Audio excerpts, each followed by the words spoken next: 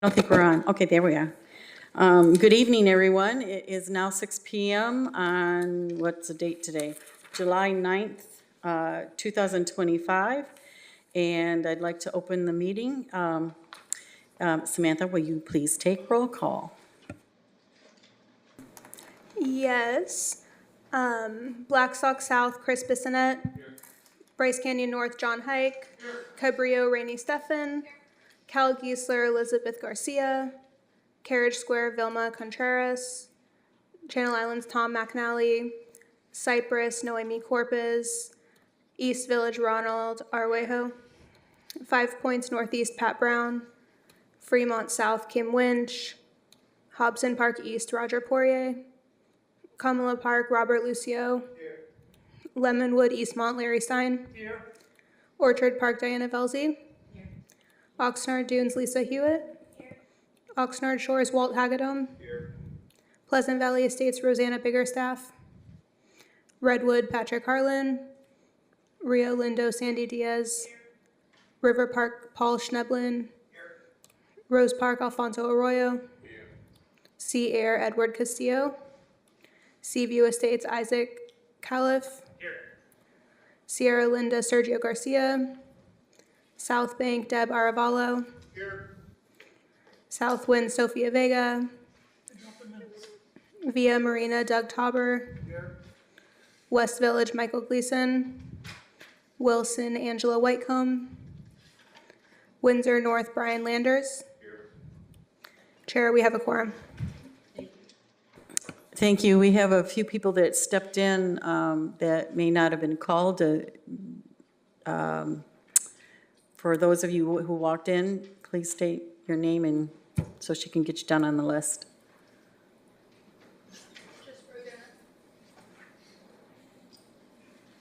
Okay. Oh, here's another one. Is that Angela? Okay. Thank you, Samantha. Will we all please stand for the Pledge of Allegiance?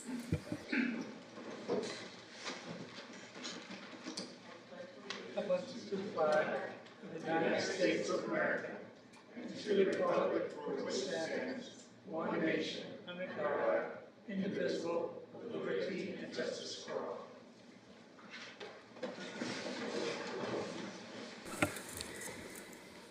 Thank you, everyone. Okay, we tonight have 2 minutes of hearing, minutes that we have to approve. First one, please take a look at May 7th, 2025 for any possible errors and make a motion if any errors need to be changed or for approval.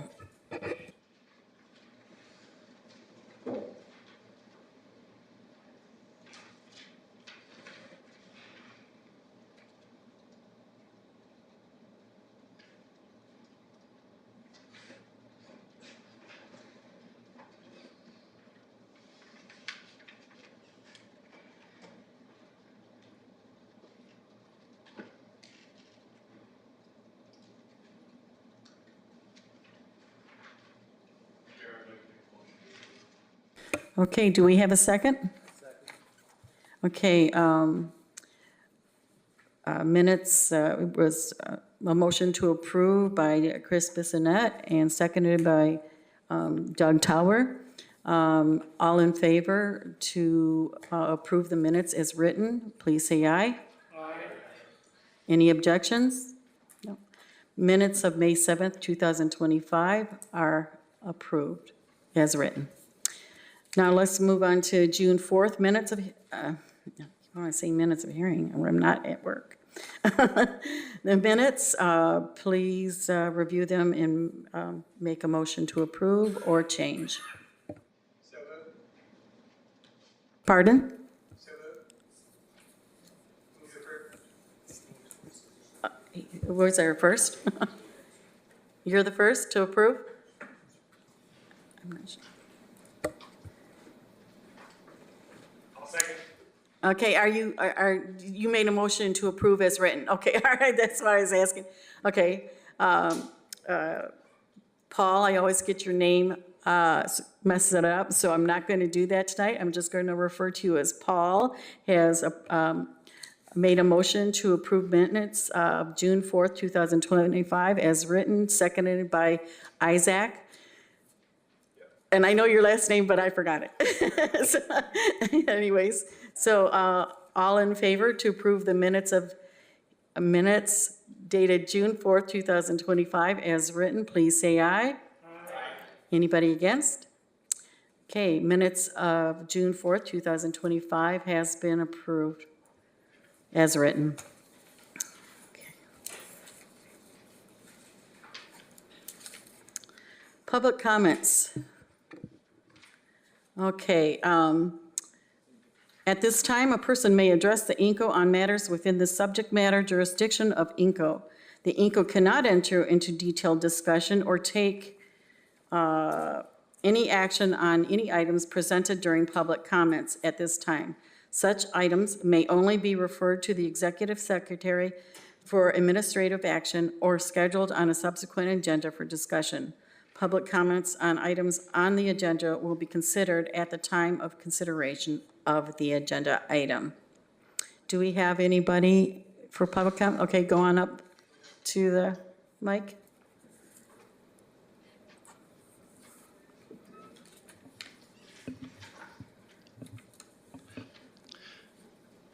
Good evening, members of INCO, general public. My name is Larry Stein. I'm speaking as a member of the public, not as chairman of Lemonwood.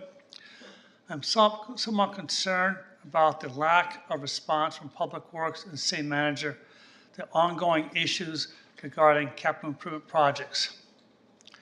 Large sums of monies have been approved for capital improvement projects and spent in other locations or elsewhere or misspent. A case in point is the Northeast Community Specific Plan. Back in 1992, the plan was recognized and organized, and development fees were collected over the course of 20 years. Money was supposed to be collected to build a fire station and improve the college and improve the park, now known as Sports Park. It's been 25 years, and there's not a fire station at that specific plan, nor is there a park. So action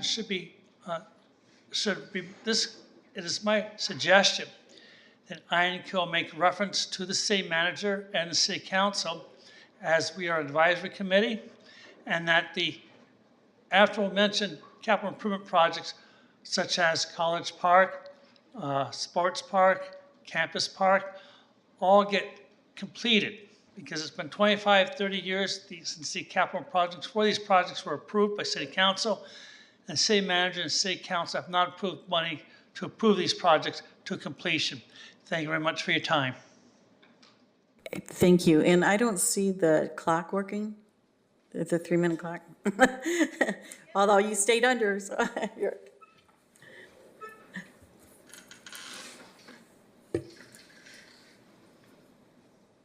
Go ahead, Ron. Good evening, Ronald Arejo, Chair of the East Village Neighborhood. I'm speaking on as the Chair of the Planning Commission and the Measure O Citizens Oversight Committee.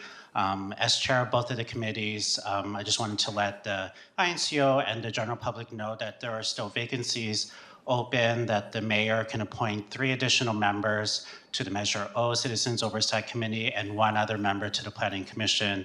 If you have any questions, you can reach out to me or contact Mayor Louis MacArthur or the City Clerk's office. Thank you. Thank you, Ronald. Angela was coming. Okay, go ahead. It's okay. I know. I just want to follow up on that same line. The Parks Commission, I chair the Parks Commission also, is down 2 members, and we could use, I know Michaela can nominate another commissioner, and so can the mayor. So we would really appreciate more input obviously, for the Parks Commission. And also this Saturday at 9 a.m. at Durley Park, Gabriela Rodriguez is putting together a very important meeting about Durley Park, because the funding for the grant isn't going to cover all of the things that were initially planned to be put into the park. As we all know, inflation hasn't helped, and the speed of the city makes things challenging. Not that it was the city's fault, it was just a lot of things. So we're not going to be able to get as much as we want, and we need to have the people's input on where their priorities lie. So thank you. Thank you, Angela. Deb? Hello, Deborah Arvalo, South Bank Chair. I'm here just to go ahead and ask the INCO board, first of all, thank you for your time. Thank you for your volunteering, which I always find it very important for volunteers to be acknowledged and to do their due diligence when we're having projects and different things. So thank you for all that you do. We recently had our bulky item. That's on the agenda. It's on the agenda, so should I So, wait? Yeah, if you're going to be talking about that, yeah, wait. Yes. Wait and talk about it under subject 4. 4? Okay, so we'll All wait right, then. yeah, Thank you. all right, sorry. Okay, anybody else for public comments? Oh, okay. So let's move on to new business. Subject, National Night Out, that the INCO general membership receive a verbal presentation from Paul Carganilla, is it? I apologize for demolishing your name. Community Affairs Manager with Oxnard Police Department on National Night Out scheduled for August 5th, followed by question and answer. You can come up here if you. You get the big one. Yeah. Oh, thank you, board, for having me, and thank you, everyone, for volunteering your time for the community. My name is Paul Carganilla. I'm the Community Affairs Manager for the Oxnard Police Department, and there's an old saying that the best home security system is having a good relationship with your neighbors, and that's kind of how National Night Out started. 42 years ago, on the first Tuesday of August, Neighborhood Watch associations across the country decided that on this night, they were all going to sit out in front of their house for a couple of hours and just watch the neighborhood in solidarity to show everyone who was passing through that these are your neighborhood watch. These are the people taking care of this neighborhood, and we're watching. And so it was a great opportunity for all the Neighborhood Watch members to get to know each other, and this kind of evolved over the years into a night that they'd all get together in the park and have a block party. And now, 42 years later, across the country on that first Tuesday of August, there are National Night Out events. Here in the city of Oxnard for at least a couple of decades now, some neighborhoods in town have been hosting their own National Night Out events, and our department has been so blessed to be able to take part in these, get on out and meet the neighbors. So it's kind of it's a dual purpose kind of a night each year. One is to bring neighbors together who maybe haven't met before, or they get friends together to connect and to just get to know the faces and personalities in your community. And the other side of it too is our public servants and our first responders like to come out and meet the people in their neighborhoods that they are protecting as well. And Oxnard is a very unique, our department is unique in that we do have beat coordinators in every police beat. We have a senior officer or a corporal who is, their main focus is on quality of life issues in that particular beat, in those neighborhoods that they oversee. And I know a lot of you see messages from them on Nextdoor and stuff. But on National Night Out, they get to go out into the parks and meet everybody in their beats in a positive way, where it's not, someone called 911 and they're having a bad day, and now we get to meet our neighbors.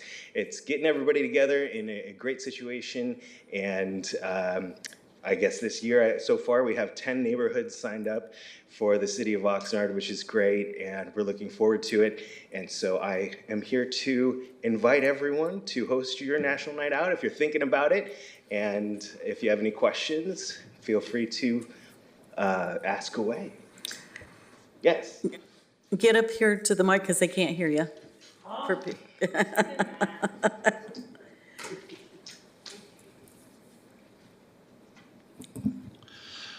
My name is Larry Stein, I'm Chairman of Lemonwood. A number of residents are concerned by getting together with ICE in the area, and they're very concerned about getting vacation time in other locations. I'm calling it vacation time. It's anything but a vacation. So our neighbors are very concerned about the presence of federal activity in our neighborhoods and the fact that the federal government has been active in Oxnard. So there's a certain amount of reluctance from our neighbors to appear in public in the presence of our federal activities. Just express any concern. Thank you. That is a very valid concern that we have heard from our community members this year. It's obviously a very unique time in our nation, and we fully understand, and we would just encourage anyone to do whatever they feel safest doing, whether that's staying home or coming out and meeting your neighbors. Is there anybody online that has any? Nope, I don't see anybody. Do you guys have any questions? Doug? Oh, do you have, I thought you said, do you have any questions? Okay. Could you tell everybody what the deadline is to participate? That's Friday, this Friday. And there is a link to sign up. And is that available on the website? I'm not sure. It's been emailed out. There's Samantha has sent out emails with the link if you would wish to sign up and make sure we get some police presence there. The deadline is Friday. Okay, thank you. And I have a hypothetical because I've always thought this and I've never actually asked the question. I mean, 10 is actually an improvement, I believe, from the last few years on this event. But, you know, we are trying to promote participation in this event. Yeah. You know, soon we're going to have 50 neighborhoods. And so I always think, how are you guys going to be able to get around to all, let's say if they all started to participate, how would you get around to that many neighborhoods and give fair enough time to all the neighborhoods? Because right now, as you build, it's going to be harder for you to reach everyone, I'm assuming. But maybe there's a plan for that, I don't know. That is a great question. And I think at that point, if we had that great situation, we would probably start to combine neighborhoods in bigger parks. And but thankfully, we haven't had that problem yet. And as I mentioned, every beat does have a coordinator, and we try and get every member of our command staff out to these different events as well. So your chief, your assistant chiefs, all the commanders will go out and, for example, for this year, I'm gonna try to hit everyone. I also manage the department's social media, so I want to get as many pictures and videos as I can. So I'm gonna, between the time of 4 p.m. and 8 p.m., the earliest one starts at 4 and the latest one ends at 8. I'm going to try to make it to everyone to see what's going on there. All right, thank you. And Angela has a question over here. So last year was my first national night out, and I just did hot dogs. And we didn't have a whole lot of money. It was, but this year the city has given us funds, and I wanted to find out what other neighborhoods are doing with said funds so that I'm not missing an opportunity. I'm considering hiring somebody to come barbecue, but I don't know what other people are doing, and I wanted to just see if anybody is doing something different. Are you referring just the funds for this National Night Out? Yes. Kind of thing? Okay.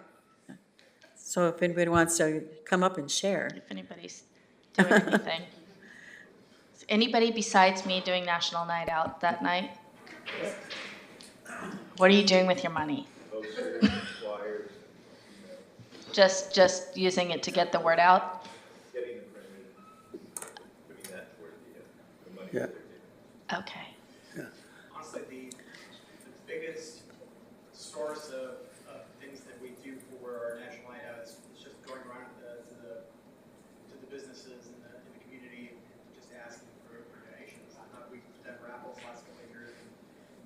We're lucky enough to be right next to the collection, which makes it a whole lot easier. Oh, yeah. But we don't have, like I say, exclusive rights on it. So Okay. we want to contact your neighborhood business and see if they're willing to do gift cards or. So you have a raffle. That's fantastic. Can I interrupt briefly? We've been told that there's no video on Zoom. There is a video on Zoom now. Oh, Yes, it's okay, on. it's been fixed, okay. Yeah. And Yes, that was, I could- think, earlier. And Sorry, Angela, could you kind of repeat what he said, because we couldn't hear him? His neighborhood, they go around to the local businesses, they're near the collection, so, and they get donations, and they put together a raffle. And the raffle brings people out to National Night Out. And it's, brings advertisement to the local business. And Doug had something here. Yeah, I was gonna say, Angela, that was it. Interesting you brought this. This is my first one. And I'm totally in the dark, don't know exactly, but, you said you're gonna have a taco cart? Well, Or- I was gonna do barbecue. Oh, barbecue. I mean, I love tacos, don't get me wrong, but I work downtown Oxnard and it tends Yeah. to be my lunch more than once a week, so I was gonna I think try to that's do something a little different. Okay, yeah, that's a great idea. I didn't know, I thought maybe he's getting a bounce house for the kids or something, or, No, that would be great. and maybe renting, the cornhole stuff for activities for kids to do. Face painter. Face painter, DJ, but yeah, hot dogs, hamburgers. $250 don't go that far. Oh, my question is, if we were to do that, would there be permits that would be necessary?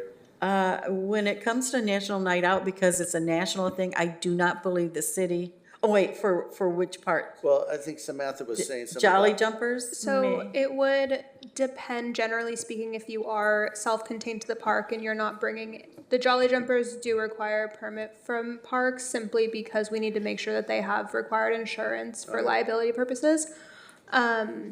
Generally speaking, if your event is contained to the park and isn't gonna be like closing off roads, or you're not gonna be blocking parking spaces, things like that, you don't need a permit, but if you have questions, just reach out to me and I can look at yours specifically.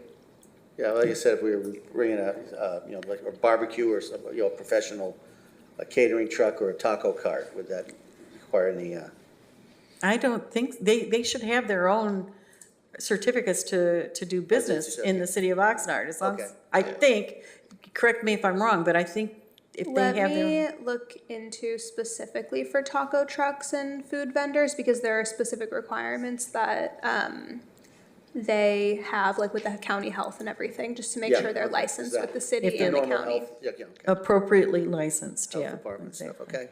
Or Thank you. covered, whatever. Hi, Rosanna Biggerstaff, Pleasant Valley Estates.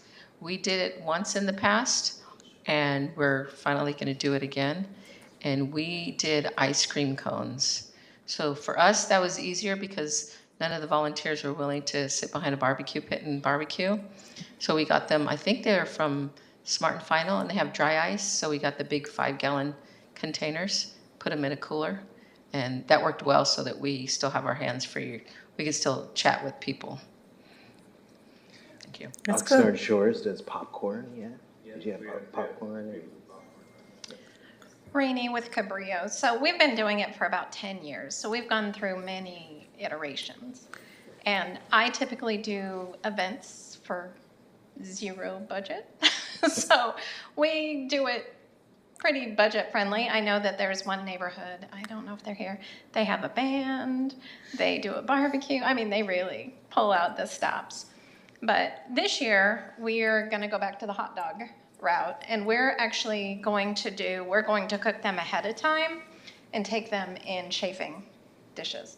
So then we don't, because we've had the barbecue on site, and it's not fun for anybody.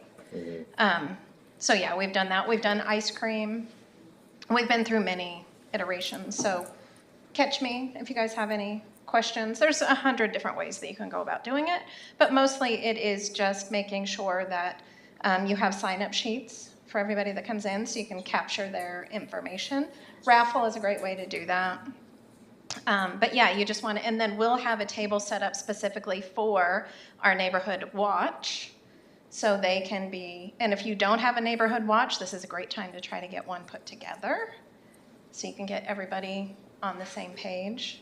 And that's what I would do, is just take advantage of having that many people together at one time. Get information to them and get information from them. Some neighborhoods also do potlucks. Oh, in response to Angela's question, our Vice Chair, Alexis Schmidt, she's really spearheading 99% of the energy and work from her. I never did in previous years because it's just a lot of preparation work, but I've been able to guide her along various staff and departments. We asked about like having, if we needed permits, we asked police, fire, and our public works, where they allowed us to do, they put out no parking on the street. We're gonna have at least one food truck, at least one food cart. We have chairs and tables donated by a church. We're gonna have potluck style and then our own snacks. And then there'll be some music. So really kudos to her, because when she wanted to do it, I said, but she's really going at it, and I'm looking forward to that. So reach out to the various departments in case permits. We don't need any, but it depends on your space and where you're located. So just reach out before, and they've been, everyone, all the city departments have been great getting back to Alexis. So appreciate it. Thanks. Thank you, Ronald. Is there anybody else? Anybody online? Nope. Anybody else up here? No? Okay, well, thank you so much. Thank you. Bye. Okay. Item number 2, subject, speed hump program. Recommendation that the INCO general membership receive a verbal presentation from traffic engineering staff, Miguel Guillen and, John, is it John? Jose, okay, Rivera, on the city's speed hump program and the process followed by the Q&A. Did I get either of your names wrong? I think I did. Yeah, it's Jose Rivera, it's fine. Okay. Good afternoon, everybody. Thank you for having us here. I'm glad that I see some familiar faces of the neighborhood chair. So my name is Jose, and I'm with the Traffic Engineering Division here at the City of Oxnard Public Works Department. I'm here with my colleague Miguel. We both work hand to hand on anything traffic-related items, concerns in the city, and I'm going to talk about a little bit about the speed hump program and the process, and we can go on the questions after if needed. So the city adopted this program back in October 2023.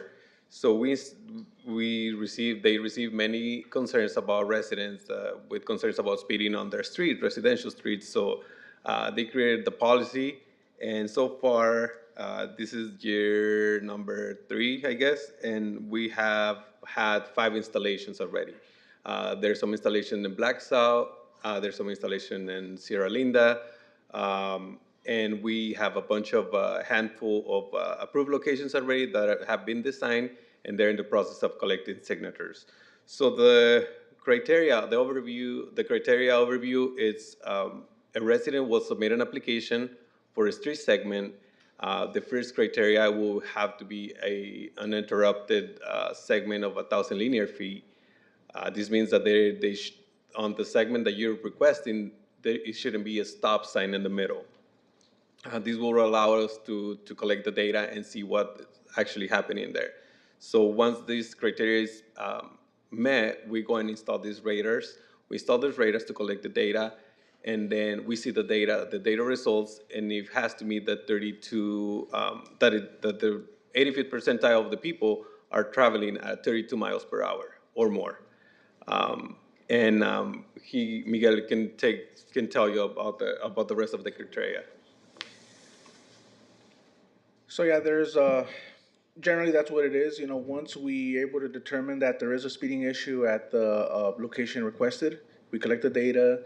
It's designed, and then the supermajority agrees to the implementation of the speed humps. It's designed, it's approved, and you'll see the crews out there installing speed humps. So I see some, like Jose mentioned, some familiar faces that are familiar with the speed humps that have been installed. They're pretty popular. They slow vehicles down, and there are some challenges with them. It does reduce in some cases emergency response. So that's one thing we need to keep in mind. Also, they generate some noise. So there's plus and minuses, but generally they've been positively received. So if you have any questions about the speed hump program, I'd be more than glad to answer them. Go ahead. We do have an online question, if we want to take that. Yeah, I'll take that first. Who is it? I can't see. Naomi, is it? Okay. Go ahead, Naomi. Hi, yes, I just have a question about the requirement about I think he mentioned 1,000 linear Yes, it's a feet. thousand. Sorry, go ahead. How many, like, is that blocks or? No, it's just 1,000 linear feet. It could be a couple blocks. It just has to be at least 1,000 linear feet of uninterrupted road segment. All that means is no stop signs within that 1,000 linear feet. So it could be a few blocks. Okay, and then how do we like submit for a request? How do we go about that process? So if you Google or web search City of Oxnard Speed Hump Program, it'll take you to our traffic engineering webpage, and that'll break down all the criteria and the requirements. And then how long does the process, like, once you guys have done your study and you guys are gonna do the actual project, like how many days does that take, just considering the traffic that it's gonna cost? So just depending on workload, once the study gets started, it usually takes around 2 months from beginning to end. But as far as procurement and installation, there are other locations that have been approved for installation.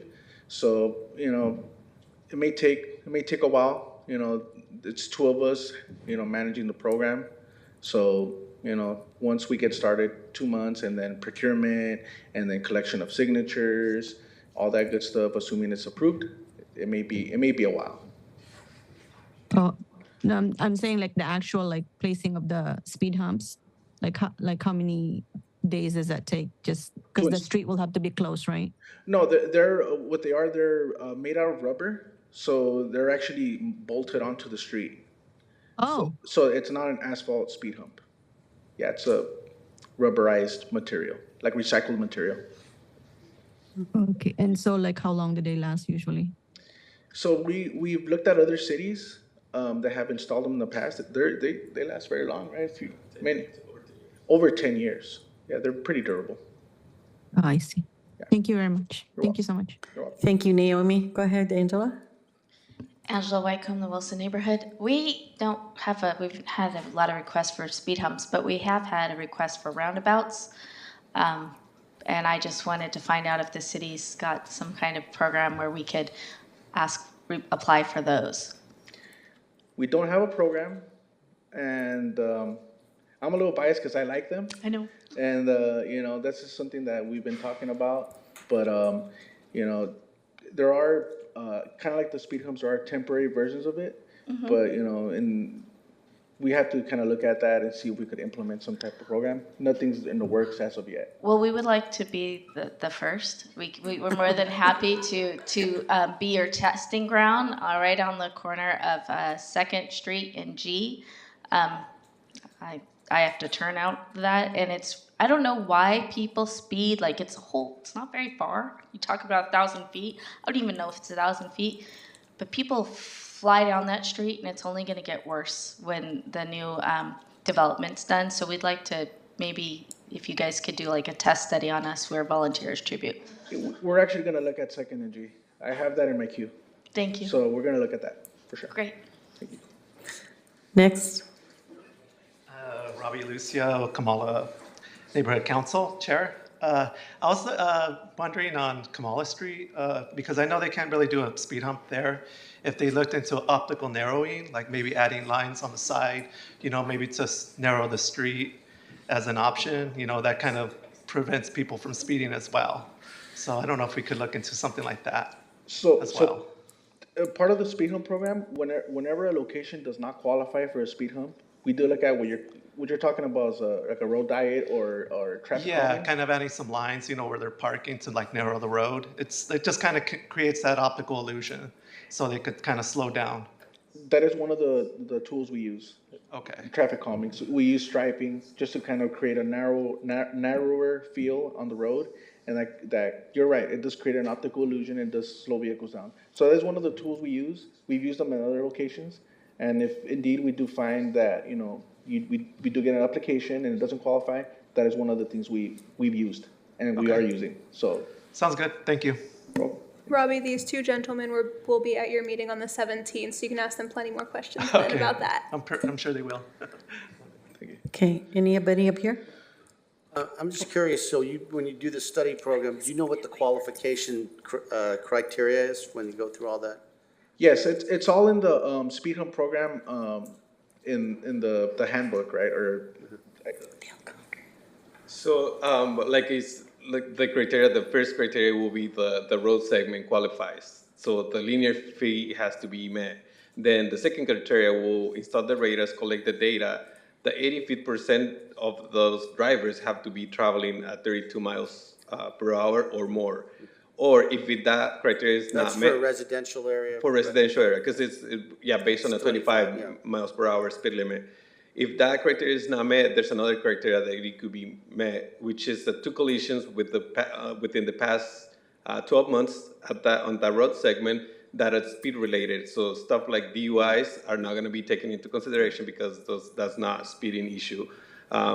If those one or the other is met, then we'll take it into the design phase. And then in the design phase, we'll go and basically walk the segment, identify the locations for the installation. The designer will provide the plans. Once we approve the plans, the city engineer, and the director will send those plans with a signature collection package to the applicant. The applicant will have to basically go residence by residence, collecting the signature, going over like these are the locations, there's gonna be a sign, there's gonna be markings, basically the pros and cons of having these speed humps. The resident can support or not support the application, but 67% of those residents fronting the segment will have to be in support in order for the city to install those speed humps. Those speed humps are installed by the Streets Department Division. And going back to the question online, it doesn't take more than 1 day to do this installation. We don't need to close the streets, so the traffic impact is very minimal. Okay. I'm not sure if you already answered, but I say, what is the timeline from start to finish average? So it all depends. If I don't, from the top of my head, I don't remember when we started Black South, for example. Year and a half. So that's between collection of data, and that was the first kind of set that was kind of our trial segment. So it took time for us to collect the data, evaluate it, then design the locations, collect the signatures, and then schedule this. We were trying to put this out of it as a project, but then a street department actually took the lead on this installation. So they're doing the installation. So we don't have to go to the bidding process. So now that we have more we have how to procure the equipment, how to do these installations, it could be less. It's not going to be a year and a half. But then sometimes there's other coordination that has to happen. There's resurfacing projects that are going throughout the city. So we have to delay the installation to install them after the resurfacing project. So there's a couple of factors that will dictate how soon or what is the timeline looks like for every location, for every neighborhood. It will be different. Thank you. Thank you. Now, Chris, I had a question, and then you. Okay. We submitted for 4 streets and 2 are approved, Blackstock South. What is the timeline to request those streets to be evaluated again? So we don't have nothing that's specified there. You have to be waiting this X amount of years or whatever in the program, but we can take a look, and because I'm anticipating, I'm assuming that the traffic that was traveling, let's say in San Juan, went to San Simeon or vice versa, whatever. So you can shoot me an email, and I can talk to the manager and see what we can do for I tell those you what, segments. communications between us was great. You know, every time something was coming up, this is where we're at right now. This is where we're at right now. So thank you very much for that. Appreciate it. No problem. The supermajority is 67%? Correct. Okay. And then the data, 32 miles an hour for the 80% of the people that go through? 85% of the people of the volume of the data have to be traveling at 32 miles per hour or more. So if you have like 10 cars going, 5 of them going at 30, 5 of them going at 40, it averages out to 35 miles an hour? I don't think that's how it is. I think it's, let's say 100 cars, and then 80% of those cars are traveling 35 miles per hour. Okay. 20% it's a speed limit or lower, then that wouldn't qualify. Perfect. So it has to be 85th percentile or more. But, and again, thanks a lot for all the hard work you did there, and I know it was frustrating with some of the things that were going on, but. And then I'm going to give you an example. Like there was this segment in Rio Lindo, St. Mary's. It didn't qualify with the speed, but then the collision history showed that there was 2 collisions within the last 12 months, so that they were able to meet for installation based on the collisions. So there was a speeding issue, and 2 collisions were speed related. So that's how they. Without DUIs though, if they were speeding Without with DUIs, yeah, no then DUIs involved. Yeah. Thank you again. No problem. Thank you. Okay, you're up. Hi, I'm Lindy Levin from the South Bank neighborhood, and our neighborhood didn't qualify for the speed bumps on H Street off of Vineyard. But I have to bring light, even though we've spoken about the intersection of H Street and Vineyard because of the 2 accidents that just took place, sending 2 people to the hospital. But there's been numerous accidents, and even though we spoke about it, and arrows are needed, and there's money from the city needed and all that fun stuff, it's a matter of necessity before somebody gets killed because people are driving so crazy and refuse to yield within the guidelines of the law. They're just taking matters into their own, somehow they think turning right, you have your own lane, turning left, you have your own lane. But it shows that that's not a good idea because of all the accidents taking place. So I'm putting a light on that problem. So we've got to take it further. It's gone on for way too long. If it needs to go to the mayor, I don't know. It just needs to go to someone. So our signal operations team is on it, and I know we keep in contact. We talk to each other all the time, you and I. Yes. And I've expressed your concerns to them. Yes. And turns out that was already in the works. So. But it's been that way for months. I understand. You know, these things take a little while, but you know, frankly, when push comes to shove, you know, we just need to get it done. That's bottom line. I So. myself, before the last accidents that this took place, I myself going both directions were scared when I was driving because the people just turned when they shouldn't have. So arrows are very desperately needed. I'll keep you updated on that. I have your number, and Yes. also keep in touch with Deb. Yes. You know, so you know, I'll keep you updated on what that looks like. So just bear with us. We're just and, begging before someone gets killed, God forbid. we don't want that either. No. We don't want that either. All right, thank you. Thank you. Okay, 1 second. Naomi, you have your hand up still, I think? She's muted. Okay, never mind. Go ahead, Deb. I want to say thank you to Miguel and also Jose, because we communicate all the time. But this last accident, I did receive many phone calls. I kind of waited because I know Lindy was going to go ahead and get in contact with you. So I think just because we've had so many South Bank neighbors complaining about this issue, as you know, we really try to push for the speed humps because people fly through that intersection. And the other issue is that it is one of 2 main avenues for us to leave South Bank. If you do not go out through South Bank via the Ventura roadside, you do go down North H. So there is a lot of traffic. So I do want to express that there were a lot of complaints, concerns, and I said I was going to be coming to this meeting, but it'll save me a phone call to you on Tuesday. I'll also take your phone call. Thank you. Thank you so much. Anybody else up here? Anybody else in the audience? Do you? No? Okay, I just have a clarification on the 1,000 linear feet. that's no breaks? Is that what you're saying? No breaks in the, like, No stop control intersections. oh, okay. So it's okay if there's a driveways every, okay. Driveways, that's Okay. fine, yeah. All right, that was my question, and that's it. Okay. So long as anybody doesn't have any other questions, thank you so much for coming. Thank you. Uh-huh. One last thing, we brought applications and it has the email with the speed hump for the speed hump program. We also brought business cards. If you guys have any questions traffic related, just shoot us an email. We'll take care of it. Thank you. Thank you very much. Have a good evening. There is a South Bank neighbor that's had her hand raised, she said, for quite a while. Oh, where?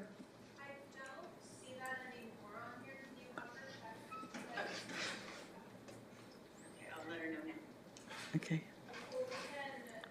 Is she still there? Yes, she is. Okay. She can go ahead and start speaking if she's a bit able. Is it Ruth or? Yes, it's Okay. Ruth. I'm allowing her to talk. So she just has to unmute. Okay, I just told her. I don't see her there. Oh, there she is. Okay. Okay. Can you hear me now? We can. Oh, great. My name is Ruth, and I'm also from South Bank. My big concern also was Vineyard and Esplanade Drive. My husband had a very bad accident, totaled his car, and I've had several coworkers had the same accident there. Is anyone, I know that location, that cross intersection has been, dangerous as well. Coming from the tower, turning left onto Vineyard, there is no arrow, and I know we all know because we're locals. We know to turn on green, but there's no arrow, and that's caused several accidents. Has that been looked at all? Thank you. 10 signals, right? Yeah, so that's part of a CIP project that intersection is getting improved pretty soon. I know that just wrapped up design, so you'll be seeing some improvements at that intersection very soon. That's great. Thank you very much. Welcome. Okay. Okay, thank you. All right, let's move on to next subject. INCO participation in 2025 Downtown Christmas Parade. That the INCO general membership discuss and vote on INCO participation in 2025 Christmas Parade and discuss next steps if it's approved. One thing, because a lot of us have worked on activation of helping other neighborhoods become activated. And we're trying to get more neighborhoods involved and maybe help the neighborhoods that are kind of sort of involved but haven't been, they've been sleeping for the last few years kind of thing. And we want to get people to know who INCO is. And one of the thoughts that have come to us is, or at least me anyways, is maybe participation in a parade. Because a lot of people go to the parade. And every neighborhood in the city goes to the parade. And we do outreaches. We go to the Multicultural Festival. We've been thinking about going to the Butterfly Festival, but we haven't done it yet. And like the Cesar Chavez Festival, so we can introduce ourselves, find out what neighborhoods they're from, and maybe get them signed up. But another outreach could be the Christmas parade. And I love parades, so I'm kind of a little biased here, so please forgive me. But, maybe we could consider that and maybe if you guys are willing, maybe we can come up with some ideas or the next steps to participate. I mean, it can be something as simple as just everybody coming, saying which neighborhoods they represent, and maybe other people with the neighborhoods that we're trying to reach and say, we need you to come and participate. It could be as extravagant as a float, but, or it could be we just don't participate. But so I just want to open it up to the floor to have a little discussion about it, your thoughts about it, what you think about it, whether you think it's worth our time, or even if it's just a fun thing to do. So anyways, so I'd like to hear people's thoughts.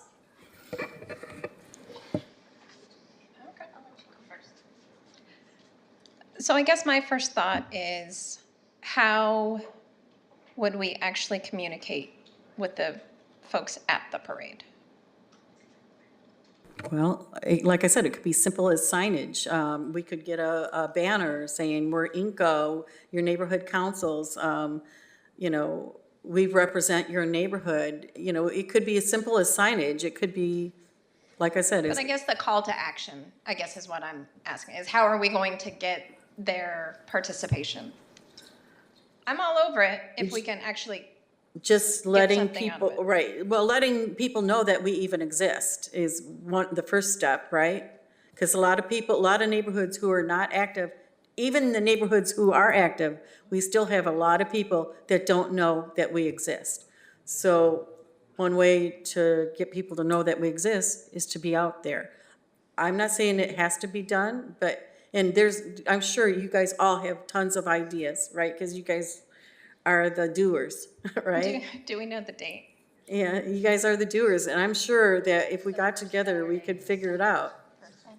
So that's just my thoughts, and like I said, they could be as simple or as complex, or we just do nothing, you know? So anyways, go ahead. Okay, so I'm a little intimately familiar with this parade, considering my husband's on the board of the downtowners that put it on. It was over 3 hours last year. It was way too long. People got bored and they got hot and they left. So in California we get hot in the Christmas parade. So my recommendation is, if we do this, we need to do something spectacular. We're gonna need a float. We've got enough people that are just walking and waving and says this is who we are, and about after the 10th group of people doing this, your eyes are glazed over and you don't care.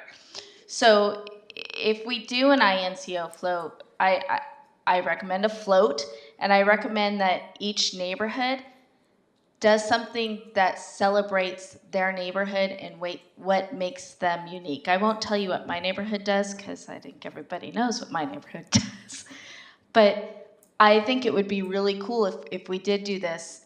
We really make a statement and make sure that we stand out and make sure that we're worthy of the people's attention. And I say this because I've stood there and waved at people and they're bored. So let's not be boring. Okay.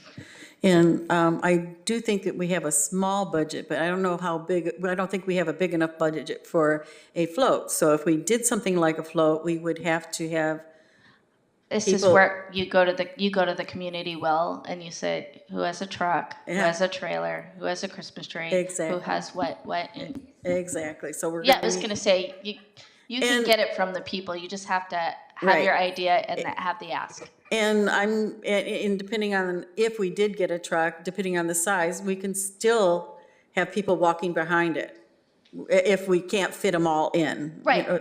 Right. So, okay. Because we're going to have that many people. And so you might be, well, you never know. I can't be in charge of it, but I can give you an area to put the float together. Parades are fun, in hot or not. I used to, as far as I'm concerned, I used to participate in parades when I was young. And yes, we went out in the rain, we went out in the hot weather, we had people pass out, you know, but it was still fun. Go ahead. So Lindy Levin again for South Bank neighborhood. I have a pet peeve of the city, and I think it involves the city manager. We used to have on the city channels for the Frontier and the Spectrum, the meetings used to be repeated all the time. Is this about the parades? It's about the INCO being out there for the people, the citizens. Okay. If it was just broadcast, I wouldn't know. I know when your meetings are on Wednesdays, and I have it taped at home tonight, but there's no channel lineup. The information on the channels for Spectrum is old information, and it used to be up to date. They used to repeat all the meetings all the time. Okay. And that's a free advertisement, you know, Okay. that's been cut off. So we could be advertising our participation in the parade? It could. We should have commercials. One day I saw Camarillo had commercials for upcoming events and everything. There's so much, that channel could be so utilized. Okay. And it could be We do have to kind of stick to the parade idea, though, because that's what's on the agenda. I don't want to cut you off, you know. No, I understand. So, But if we could just get the city to make that channel active, okay, all right. instead of old information on it. Thank you.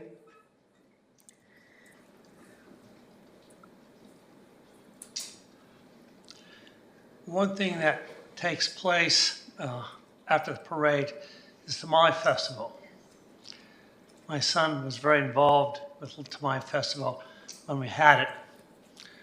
My suggestion is if we're going to have a float for a parade, then we also have tables after the parade so people can come and talk to you about INCO.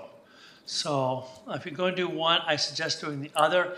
Even if you don't have a float as Ms. Whitecomb suggested, don't have a float, that doesn't mean we can't have a table with banners and things like that. And I might be able to contribute or come up with ideas for banners.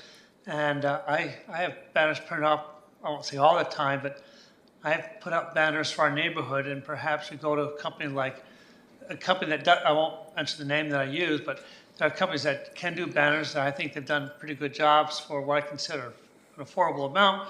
But this is just a discussion and it's some ideas. So I suggest that perhaps what you can do is consider at least tables to go on, whether we have a parade or not. That's a suggestion. Thank you.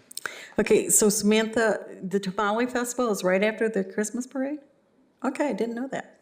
So, but that festival, we would have to pay to participate in that festival, wouldn't we?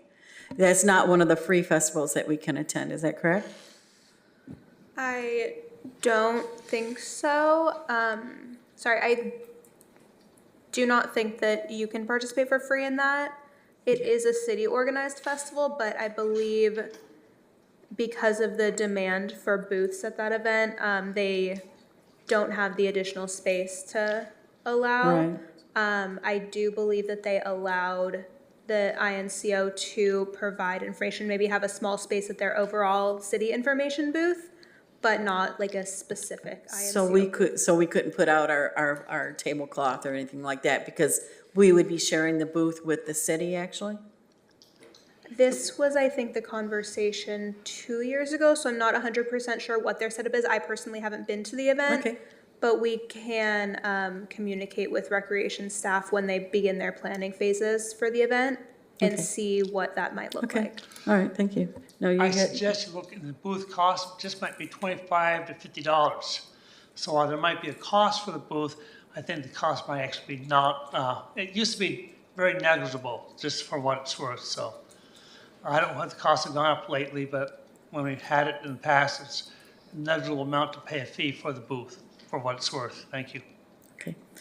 Did you have something to say? Oh, okay. Go ahead, John.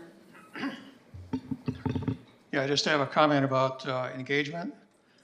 Here, we're all involved in politics, and politics is not, it's not a four-letter word.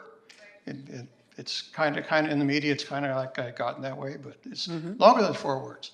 Politics actually is the method by which governance is initiated and maintained, and also it's the sum of all human interactions. If you remember Sociology 101, there are different factors of socialization, being family, neighborhood, government, education, business, labor, religion, media of different types. Somebody brought up broadcast media, there's print media, digital media, and advertising media, several other different types of media. So when thinking about engagement, how do we maximize the effect of all these different forms of socialization? Maybe we need an ad hoc committee for engagement. Well, but what about the parade? Would you not be for that, or would you be for it? Parade is an option. Okay. Just saying. Okay. Okay. Practice. Okay, Rainey, you had a, oh, we got, Well, oh no, sorry. I guess my suggestion was maybe we should do a subcommittee or something along those lines, just so we can reach out to each individual neighborhood and get individual participation. I don't know. It's a thought. Good thought. Does anybody else have any comments or recommendations? Are they for or against it? I mean, we'll take a vote if anybody wants to make a motion, or I will. Anybody else comments before a motion goes out? Go ahead. I'll make the motion that we participate in both the parade and the tamale festival. Okay, and then did you have a comment first? Sorry.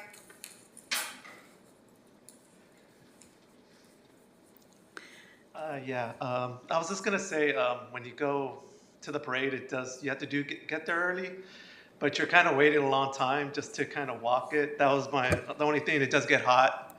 I've done it the last 2 years, like walk the parade. So I'm just kind of letting you know it is kind of tiring.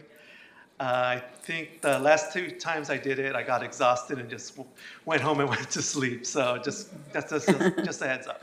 Okay, to me, the 4 hours is nothing compared to what I used to have to wait for in some of the large parades that I participated in, like the Orange Bowl and stuff like that. So it is absolutely nothing. In fact, it felt to me like a little cakewalk. I couldn't believe how fast we got into the parade. But we do have a motion on the floor by Angela to participate.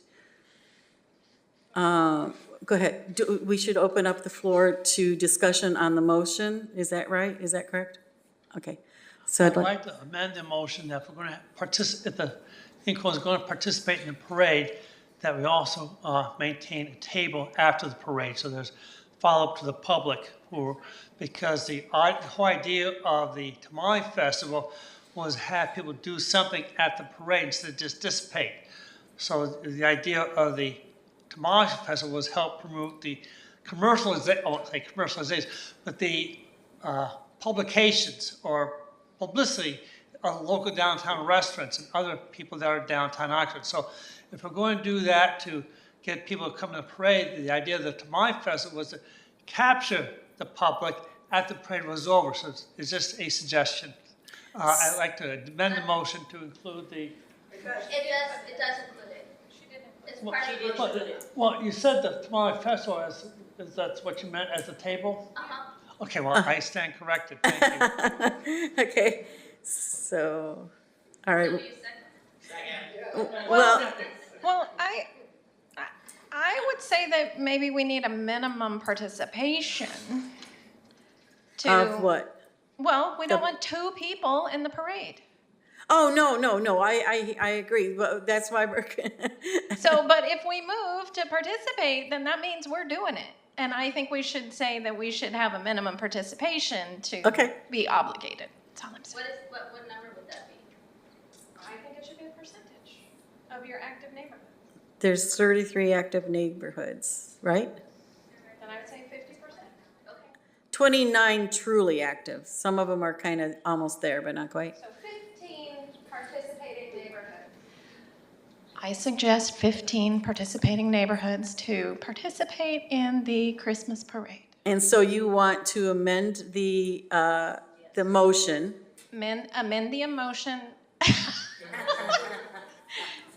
I'll start singing here in a second.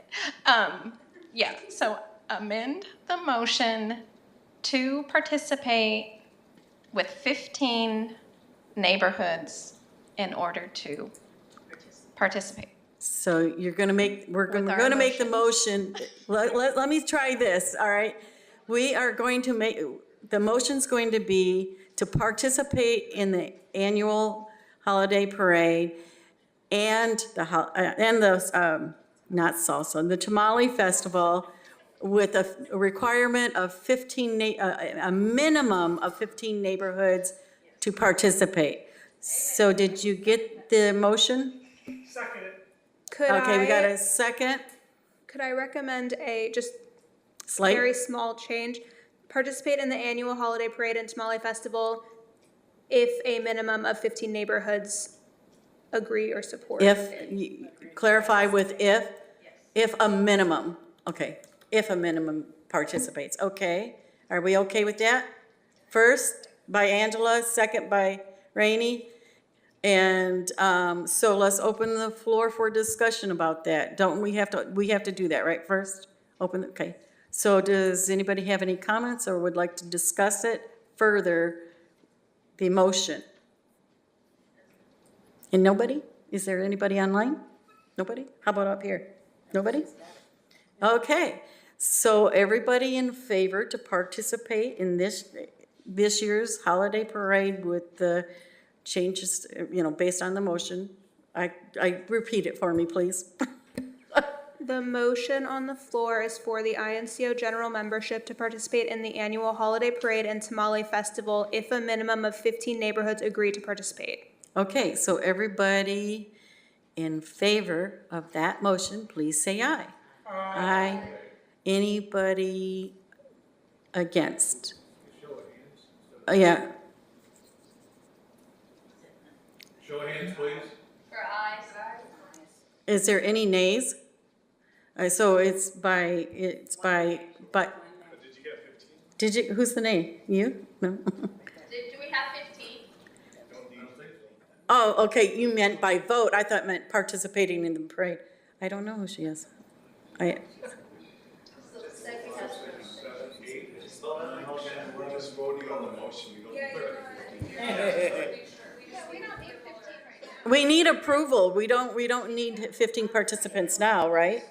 No, that's what I'm, so let's do this one more time to make it official. All in favor, say aye. Aye. A nay, we have one back there, right? Okay. So I say the ayes have it.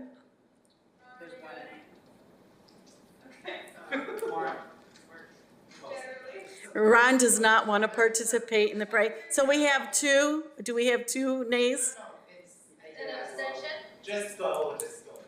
Okay. If there's no objection to the vote, then it stands, so. Okay.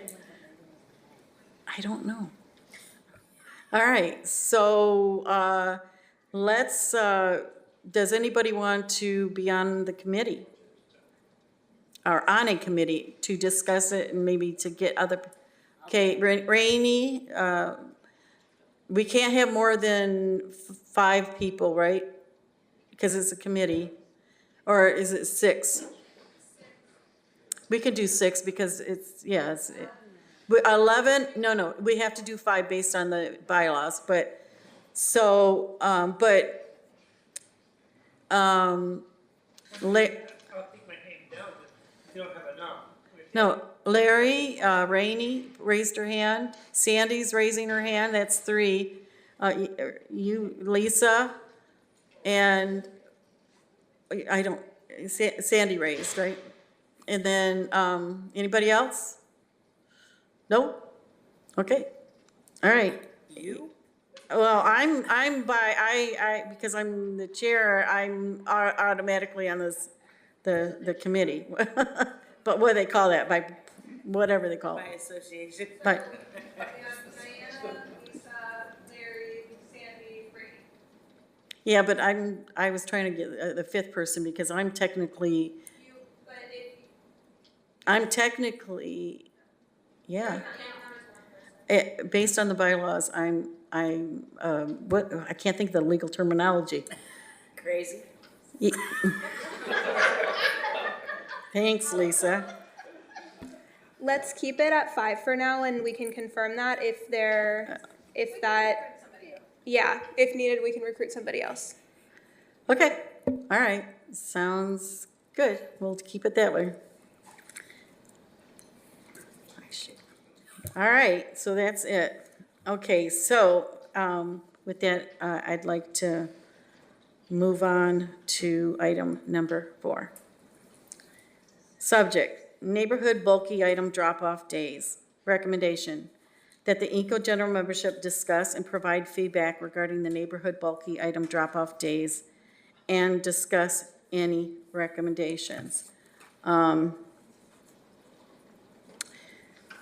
Before opening the floor for comments and on the cleanups, general membership, I'd like to ask a couple of questions. How many of you think that neighborhood cleanups, now known as bulky item drop-off days, are the business of the neighborhood councils? Raise your hand.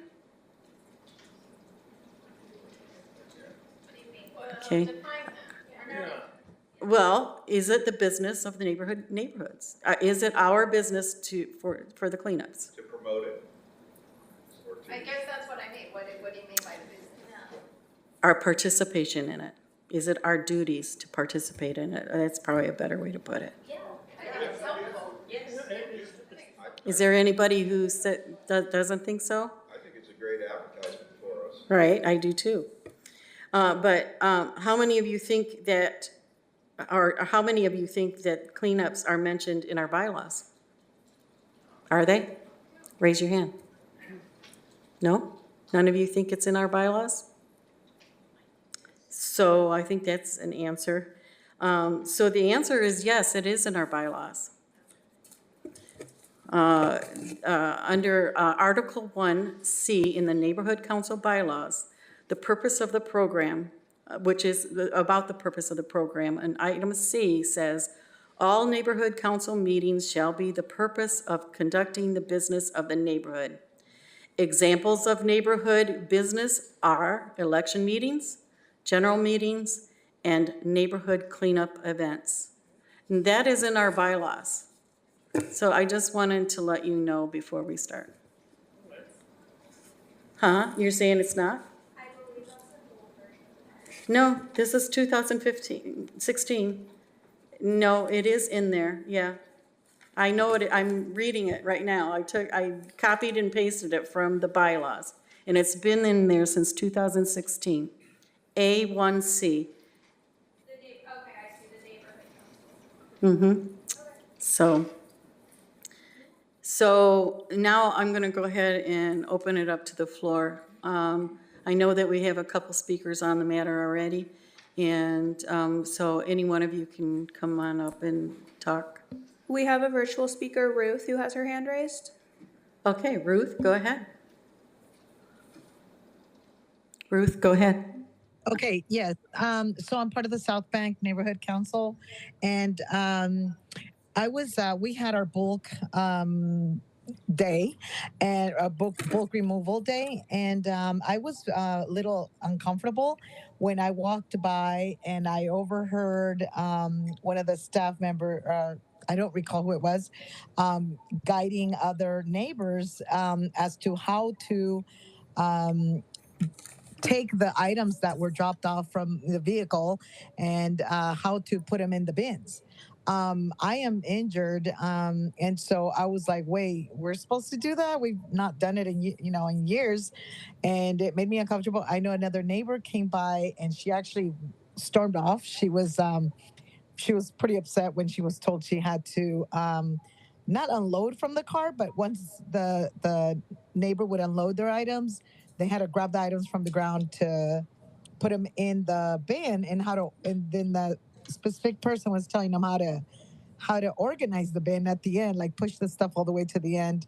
And I don't know, that was uncomfortable. And are we supposed to be doing that?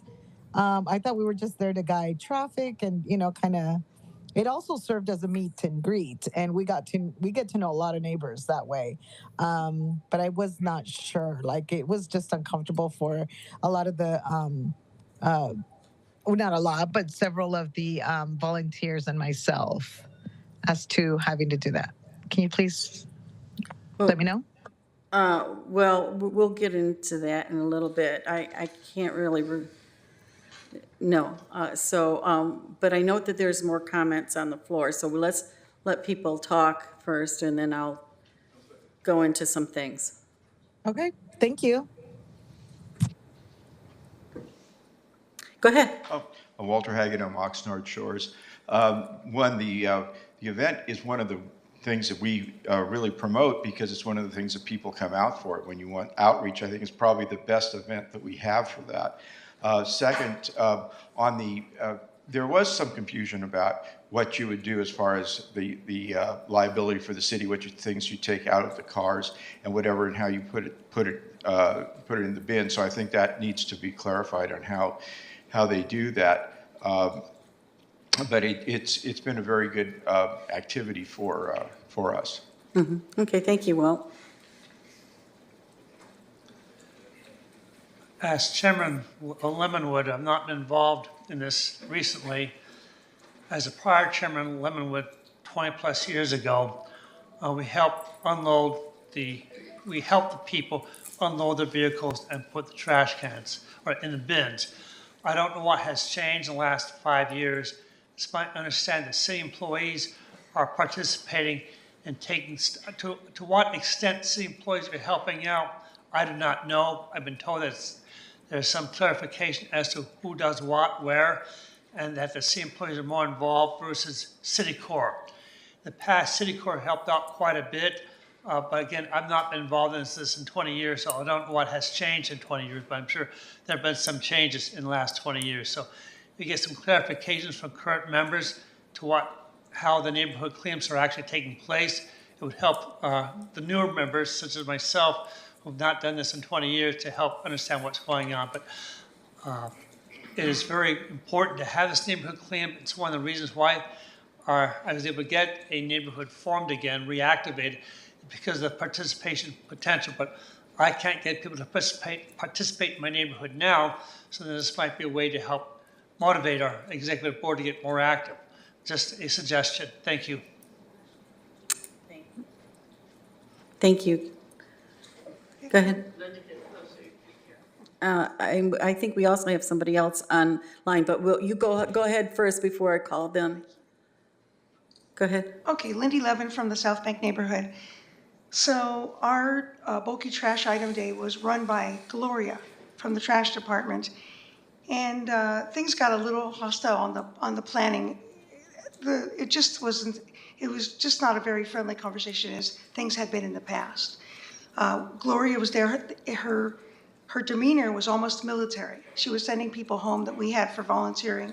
We didn't understand what was going on. The communication between her, the trash department, and the neighbors wasn't clear. It wasn't clear how things should be put into the bins. It was just an awkward thing. So I kind of got into a conversation with her, and she kind of let me know that the neighborhood had been doing it incorrectly before. But what she didn't understand is the trash department is paid to be there. We're volunteering to be there. And it just made an awkward situation for what happens next year. We don't even probably know how to prevail. Do we have volunteers? Do we not? Is the environment just going to be downright unfriendly now? You know, it used to be a good thing to get together with the neighbors, have pizza, things of that nature. But it just wasn't a very good event. We walked away being unhappy. All right, thank you. Next. Oh, we have one person online first, and then you. Naomi?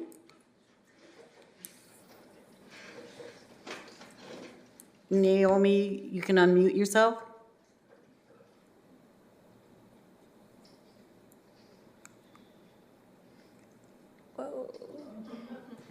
Hello? Yeah, go ahead. Oh, yes. With our experience about the neighborhood bulk item pickup, the staff stopped the service like half an hour before the set ending time. And I thought that was just really discouraging and disappointing because there were still people in line trying to, unload the stuff. And I'm just concerned that, if they're unable to do that, then where is it going to go? We don't want it on the streets. So it's just that was just my concern. If we're going to advertise certain time, we should end at, whatever the posted time is. Okay, thank you. Next. Brian Landers, Windsor North, River Ridge. So just a minute. Can somebody close that door? It's kind of loud. I can't hear I can't hear him talk. Or leave it partially open. Thank you. I appreciate that. Go ahead. So Brian Landers, Windsor North, River Ridge. So I have not participated in a cleanup, but I did meet with the city, Rebecca and Sean. It was a very, very positive meeting. They made it very clear that us volunteers should only be helping to direct traffic, make sure people, pull over and line up. It's an opportunity to get some signatures and emails and so forth. He made it clear that we should not be engaged in any lifting of any sort. So I'm a little discouraged by what I'm hearing from the last couple of folks, but based upon my meeting that took place 3 weeks ago, something like that, recently. I'm really looking forward to it, and I think it's something that hopefully will go very well, and sometime in October I can report on that. Generally, it is a very positive thing. You said a week ago or 3 weeks ago? About 3 weeks ago I met. Okay, that's all I wanted to. Rainey from Cabrillo. So I've been doing it for quite a while, and so there has been changes. And there was a time that the neighborhood council really did everything. They would only come pick up the dumpsters. Last year, we just directed traffic, and it went really well. And so that's the only volunteers that we have, are just to direct traffic and to do interactions with people coming through. I've also, through this year, participated as a dumper at a number of different neighborhoods. Yeah, right? And I have to say, as somebody bringing stuff in, it's been a really positive experience. Mm-hmm. So if you're concerned about what's happening with people from your neighborhood coming in, it's been fine. It's been great. So from that perspective. Thank you. Go ahead. Kim Winch from Fremont South. Hi. I just wanted to back up on what Rainey said. I've participated as a volunteer, both my husband and I, in the bulky drop-off for Fremont South. And last year, they did give us signs to direct traffic. This year, it was a little different. They said that the people who came in from the public trash were not supposed to be taking anything out of the cars, that the people who drove in had to take their own stuff out of their car instead of getting help. But I'm going to tell you that when a couple of people came in and they were elderly and they had huge things in their car, these guys jumped out and they picked them up and they helped people. So it wasn't like, we're not going to help you at all. They also, since we brought our own gloves, they also put us out there and we said, we can help. We help people unload their cars. So ours was a completely positive experience. So I do want to say that you're probably going to get a different experience where you go, but it's not always going to be bad. They're going to be good ones too. Good. Again, Walter Hagen, Oxnard Shores. When we had a homeowners association, just to add value to these events, is we had a shredder, which actually was incredibly popular, and I get questions every year whether we're going to have it again. It would just be something, if the city, it's expensive, but if the city wanted to provide that, it was many people used it. It was one of the most popular things we had. The other thing is, I don't know if it's possible, but I know people always ask about toxic waste too, if there's some way that they can take paint cans and things like that. Thank you. All right, thanks. Go ahead. Robbie Lucio, Kamala, INCO. I had a pretty positive experience, I think, because I was probably one of the first dumps that was going on. I think I might have been like one of the first ones on the list, so it kind of went positive. And then I knew somebody from the city because I actually used to work with them about 10 years ago, so that was kind of neat running into him. But the only issue. Actually, I was the only volunteer, so that was kind of awkward, but they just had me directing traffic. The only issue I did hear from my neighborhoods or neighbors was like having to go to the different bins. That was kind of annoying for them, and they didn't know they would have to, unload the stuff and then put it on the floor. But they were able to, let them know, hey, we'll pick it up. You just got to unload it because we can't go in your car if it gets scratched, or if we get injured or, stuff like that. That was the only concern from them. But other than that, it went well.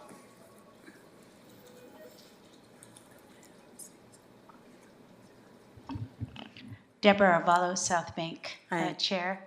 I wanted to go ahead and share that we take pride in our neighborhood and we have so many wonderful volunteers.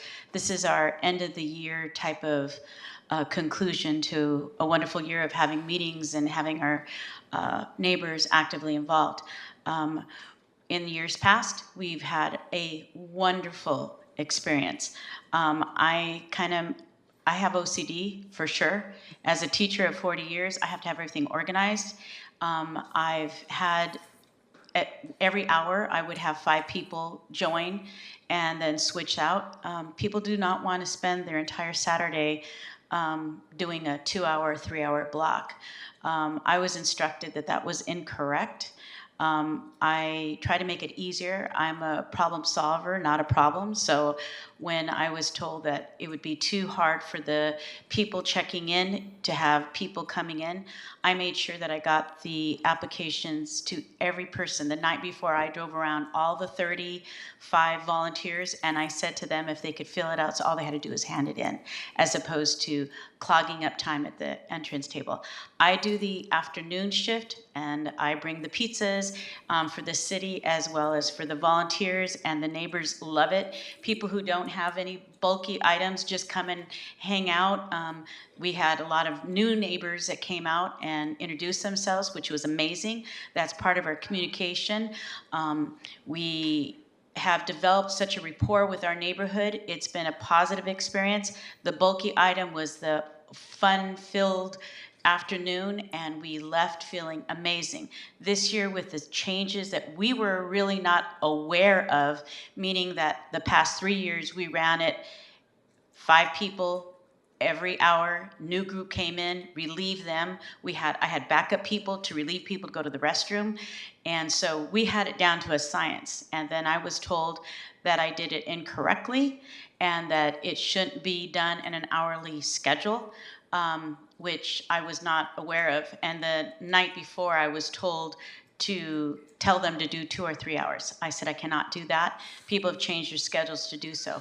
Last year, amazing time. We had, I don't know how many tons, and the city, all we got were compliments. This year was a little, the good feeling that we always have at the end of it was not the same. So I would like clarification from INCO to the bulky item. Are we incorrect in knowing how to do this? But as volunteers, you never turn away a volunteer. And any project I've ever done in my 40 years of teaching with thousands of people, I've never turned a volunteer away. In our South Bank neighborhood, we had volunteers that were turned away and told that since you can't lift, you can't help out because we have way too many people here. And if I were at that head table, I would have said, go to the South Bank table where everybody's talking and having music and enjoying, each other's camaraderie as neighbors. That's what I would have done. So I want INCO to sort of investigate and help us, because my idea is always to get better. And so last year, it was amazing. This year, it was average. But you know what? We made it the best that we could with considering the situation. Thank you. Thank you. Next. Ellis Carter, also South Bank. I think Deborah probably. Okay. I think Deborah probably said it all, but I just want to add to what she said, because usually at South Bank, it has ran smooth over the years that I participated. But I think one thing would work because there's turnover in the city. I think once we got a new person, it was like, okay, this is not how you do it.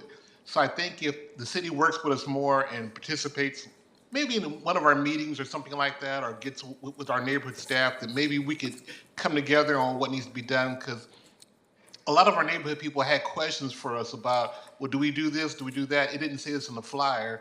And I think together we work before our event starts. I think it'll be more clear for the neighbors, because they were really frustrated. And normally we've never had these problems. It usually runs smooth, like Deborah said. So that's the main thing I like to add to that. Thank you. Okay, thank you. Is there anybody else on the floor? We have someone online. Olivia, I believe. I can't see it. I need it up here on the. Hello, Olivia here. Okay. Can you hear me? Yes, we Hi. can.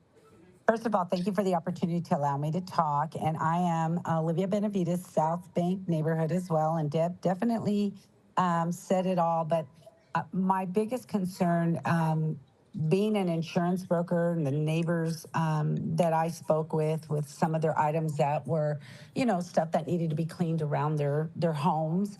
I really encourage them to participate in our bulky item. Their feedback was not as happy as I was hoping, and more so because they felt that the negative tone they received, and they didn't really elaborate on what that tone was, but as we being there, we, Deb, Ellis, myself, Ruth, and Lindy, picked up on that. And as Deb mentioned, the years past, we've never had a problem. It's always been, we felt very successful. This year wasn't a matter of not feeling successful. I think the demeanor of the people that were in charge, somebody else who was in charge there knew. I think that dampened it a little. So I'm hoping that we can all work together and clarify with respect to the 2-hour time limits. That's next to impossible for a lot of our neighbors, some of which who are elderly, but came out there and they look forward to going out there. So I'm hoping we can have clarification. We love the hour increments. We love the way it's set up. So we're hoping, as council, I'm the secretary treasurer, really hoping that we can resolve this and moving forward, that next year's is going to be bigger and better and with a better direction. And I'm looking forward to INCO giving us that. And thank you very much. Okay, just to clarify, when you said the negative, that's not the word you used, but it was kind of the demeanor. The demeanor. It was the demeanor. Demeanor, Yes. but was it just one person or multiple people? I think it was from my recollection of the people that I seen go through, and I later walked over to their house. There were 2 of them. Were they? And they asked me what changed, and I, was taken back by that, and I said I don't understand. I think they said the lady's name was Gloria. Don't hold me on that, but I'm almost 100% sure. Mm-hmm. And they just felt that the lady that was in charge was a little too demanding, maybe is a better word. I don't want to That's okay. say something that isn't truly correct. Right? I didn't witness that. I like to follow up with the new neighbors, because it was when I was concerned about the trash that was on the side of her house and more on a fire preventive side of what I do for a living. I was encouraging her, and so she her grandson, and they went out there, but that's kind of what I was told. And when I tried to ask a little bit more, it was more of them having to pull out their own stuff. Yeah. Okay. So yeah, and I should have, and that was probably my error. I should have asked her a little more, but I didn't want to feel like, I didn't want it to make it sound any worse than what she was explaining it to be. I want it to be a positive thing. So I don't want that type of conversation in the future with the client and coming up for next year to be a negative conversation. Okay. Thank you. Go ahead. Thank you. No, that's fine. Thank you. Okay. Go ahead, Deborah. Samantha, can you check to see if there's a Adriana Espinoza? Because she's texted me saying that I can speak for her, but she wanted to know if you could catch her on there. She says she has a bad internet connection. Okay, is it possible for me just to say what she's telling me? Okay. Her name is Adriana Espinoza, and what she has said, I've been a volunteer for South Bank. Our area is wonderful, amazing, and our cleanup is the last of our hoorahs. It wasn't a hoorah this year. Unfortunately, at this time, I feel like being turned away from the bulky item because I refuse to take things off or load things into dumpsters was not fair. Unfortunately, I just got so frustrated that I left. So please take this into consideration. Hasn't gone this way in the past. Why is it different now? Please have INCO express my concerns. Are they liable if I were to get hurt putting something out of a car into a dumpster? I'm not getting paid. I'm a South Bank volunteer and proud to say that I have been. Okay, thank you. Is there anybody else out there that want to make a comment? No? You do? Okay. My recommendation right now is having the city here discussing what the standard operating procedures are for everything, because when in April timeframe, I'm sorry, from Blackstock South, Chris Bissonette, April timeframe, the employees of the city did all the offloading of the vehicles, did all the loading of the dumpsters. The volunteers were traffic control people, and it worked out perfect. standardizing, maybe there is new people in there, and bringing those people here to discuss it amongst as a forum will work best for all of us. Do you guys have anything? Nope, nope, okay. We do have, Noemi is raising her hand again. Okay, Noemi, go ahead. Noemi?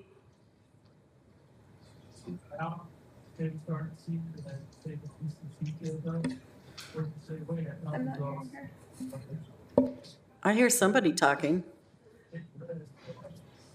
Can you hear me? Yes, I can hear you now. Oh, okay. So I was just saying, like the last gentleman that spoke. Sorry, this is Noemi from Cyprus. I forgot to say that. But anyway, the last gentleman that spoke, that was really ideal. That everyone's like from the city is helping out unload and load, and there's staff from the city that's also guiding, helping with the traffic. That would really be ideal and helpful. And I just hope that that is also given towards all the neighborhoods, that there's no I don't want to say but special treatment to certain neighborhoods, and some neighborhoods that it should be equally treated the same way. I just hope that it would be the same for everyone. Just that's all. Thank you. Okay. Is there anybody else? Okay, so I've got a lot to say. But before I get into my comments, my concerns, and give you a little bit of history as to where we're at and why we're at, where we're at, I do want to give a share that was given to me by John Beck. I don't know, a lot of people who've been around for years probably remember John. He used to be the chair of College Park. His neighborhood is not up and running, but he still kind of speaks or helps when he needs to for his neighborhood. But the other two neighborhoods are not active at all as well, that were inclusive with his neighborhood. But anyways, he told me that he volunteered, but when he showed up, he wasn't really welcomed. I mean, he was told, I'll have to have him tell his whole story, but he did feel unwelcome at first. So, but I think he just made himself busy and it worked out. But he then proceeds to tell me the story about a woman that had the residence ID.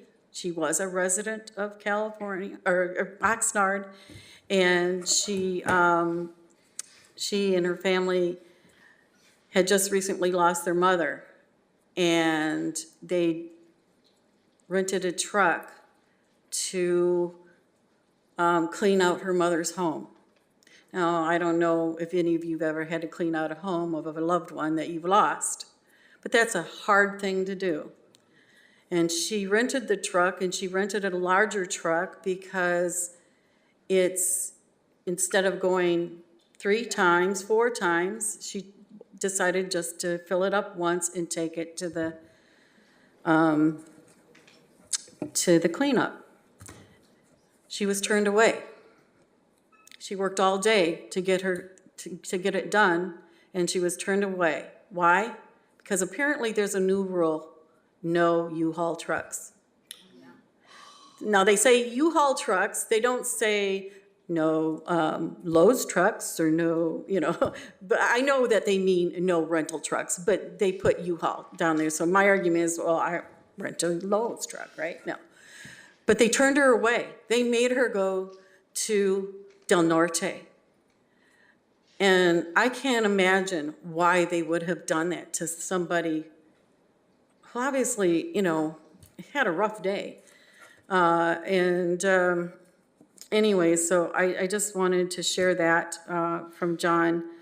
I mean, one of the reasons why we rent trucks is because we don't have a truck. And why are we making it harder on people to get stuff to the event? So anyways, so that was the share from John Beck. I'd like to go into a little history as to, and to explain why I'm a little concerned. First of all, I want to go into a little history as to how we even came about Resolution 6551, signed on August 6, 1975, adopted neighborhood councils and INCC, which is now INCO. But that's how we came to about. But the reasons why the program was set was more than just localized representation, promotion of civic engagement, promoting goodwill between the residents and the city. One of the biggest reasons why they pushed this through and why they got it through was because of neighborhood cleanups. If you go back and look at the history and pull some of the records up, you'll find that that was a big discussion, was the filth in the city, the wanting of cleaning up their neighborhoods.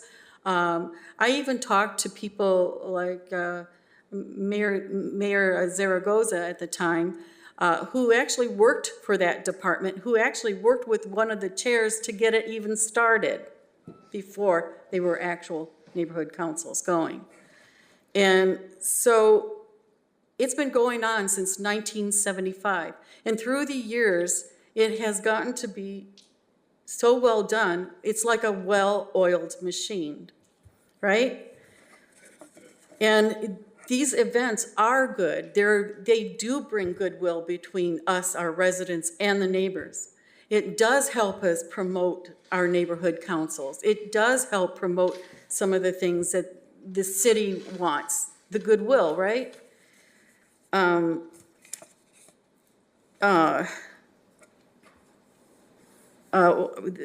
resolution originally, and every document since then, has always indicated that the city or the city staff will make every effort. Let me see where I'm at.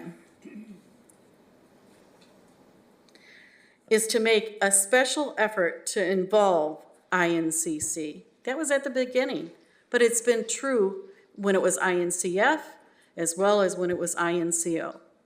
It's still, the city is supposed to make sure that we are involved, especially when it comes to our neighborhood councils, INCO, so they can participate in the early deliberation of any matter affecting its business.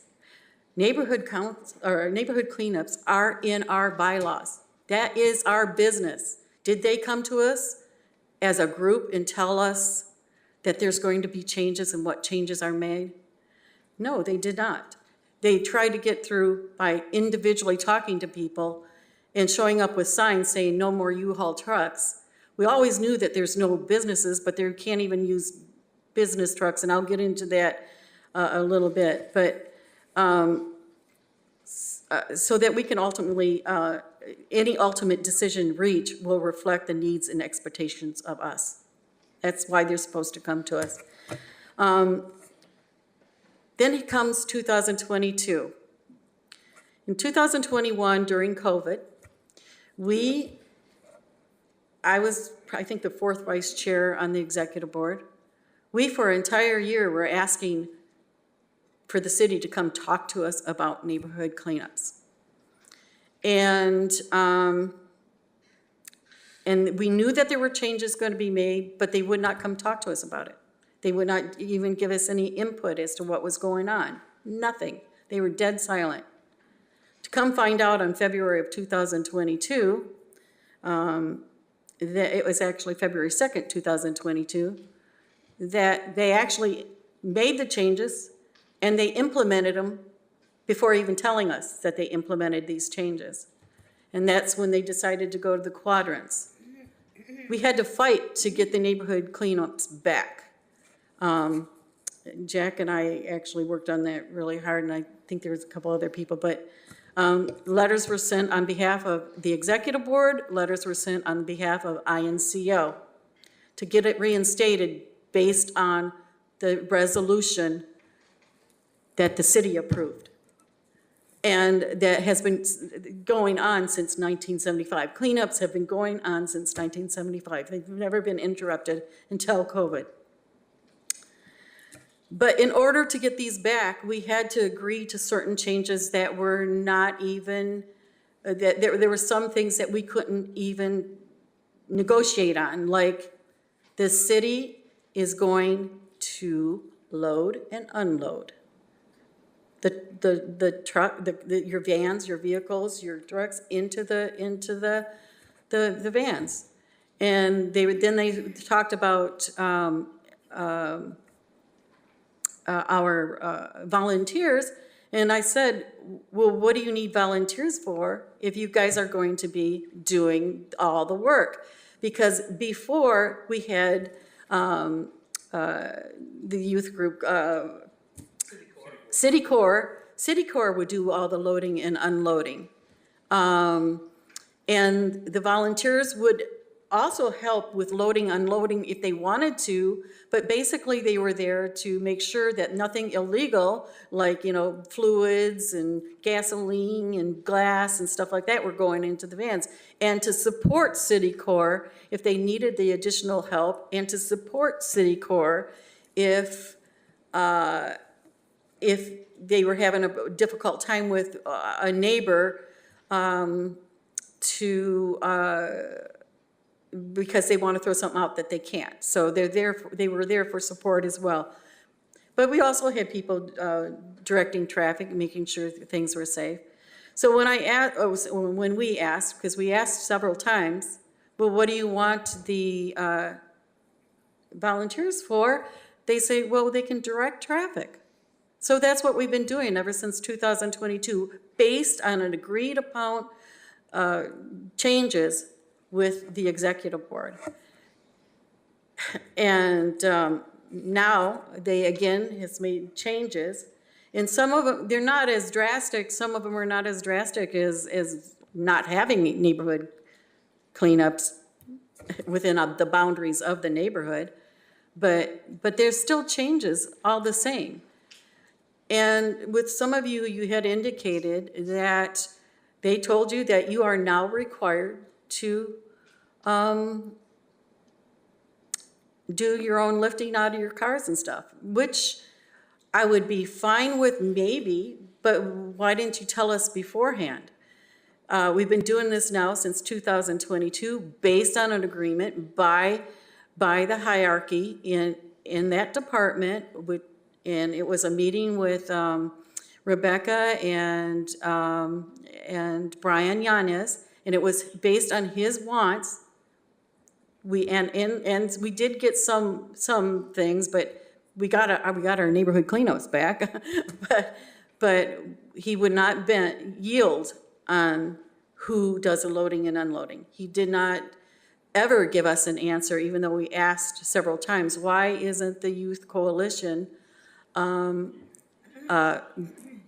being used any longer? Now, I can make a couple good guesses, and thanks to Larry, he helped me with one.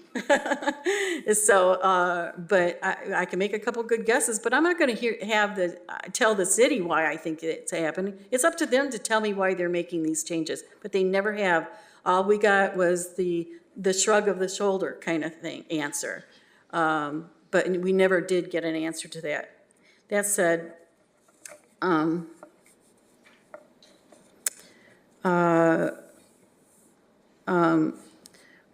so currently we are working under the rules set by Brian Yanez and the INCO Executive Board from 2002.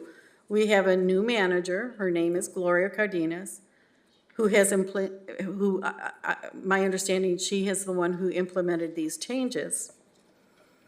Now, no loose trash accepted, which to me personally is not a big deal. They want it bagged now, which makes sense to me. I'm okay with that, but it is still a change.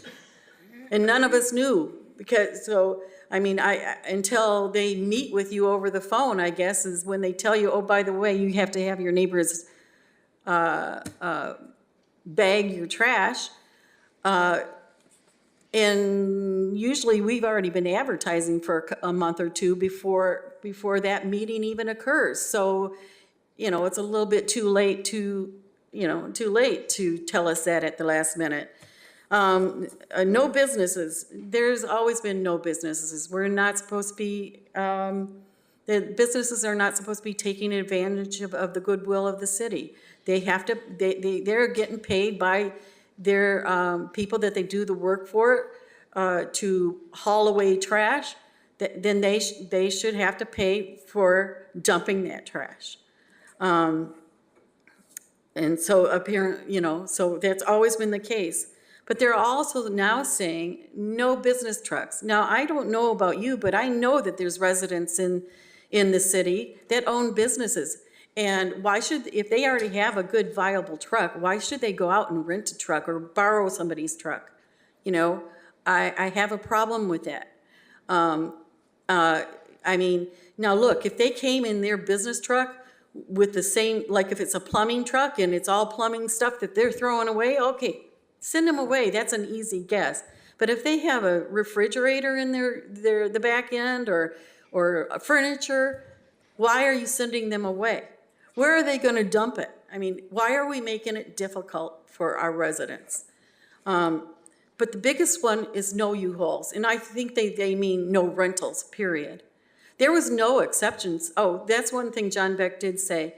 He said he thought the way they were arguing with this woman, that he thought it was, well, if she rented a pickup, then that would be okay. And they said, no exceptions. No exceptions. Now, I don't know about you, but there are neighborhoods. I, for one, rent a pickup truck every year from my neighborhood. For those people who are dragging stuff across the street, for those people who are can't get it across, can't get it to the dumpsters. I rent one every year.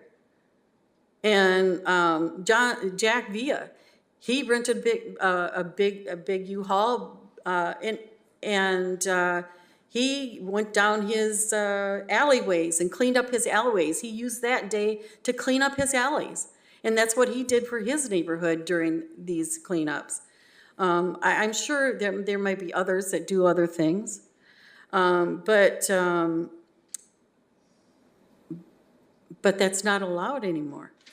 And even when you go to rent a U-Haul or a Penske or whatever your choice is, they don't always have the pickup trucks. So even if they did make an exception for pickup trucks, they don't always have them. So sometimes you do have to rent the bigger truck for $19.99,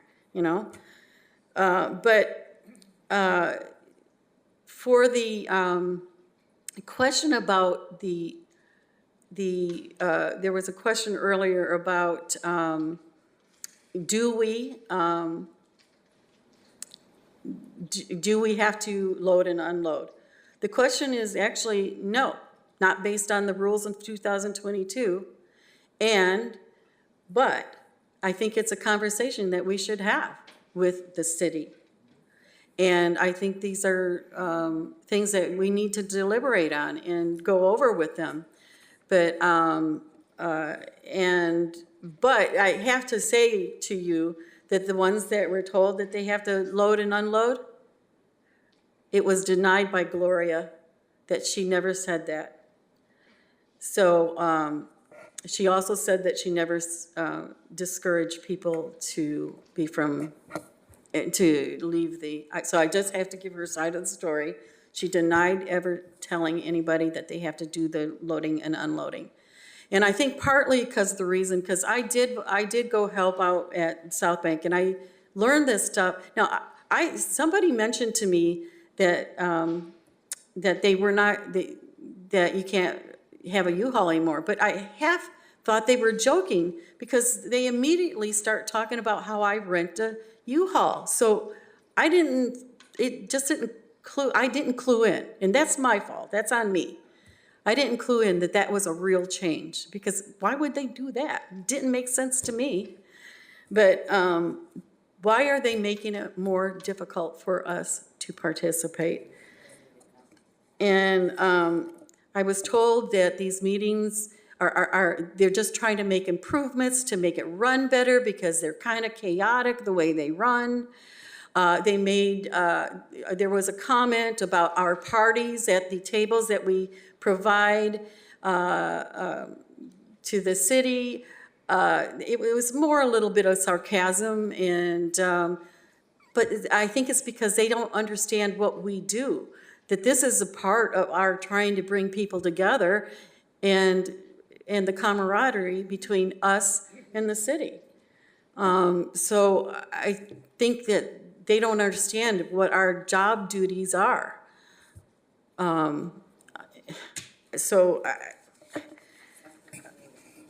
We do have to have a meeting with them.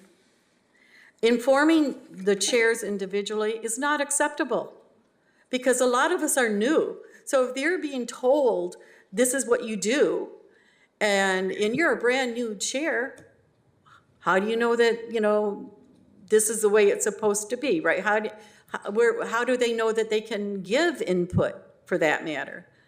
Because somebody's new doesn't really realize that they have a right to say, I'm not sure if I'm comfortable with that, This affects all of us. They should have been here to say, hey, look, we're having problems with this issue or that issue. We think we need some changes. What's your input? They didn't do that. And like I said, these are not as big as the change that they made in 2022. But I'm upset about it because I worked my butt off just trying to get it back. And now you're making changes and then you're telling people to go home or you're not wanted here. Send them to the chair. They might be able to find something for them to do, And they were complaining about the way you set things up. There is no set rule as to whether it's, a lot of neighborhoods do set it up between 2 and 3 hour increments. A lot of neighborhoods do that. I think it's kind of like a common practice. I don't believe that there's any rule that that's the way it has to be. Now, somebody said that they do have rules. Is that correct, Deborah?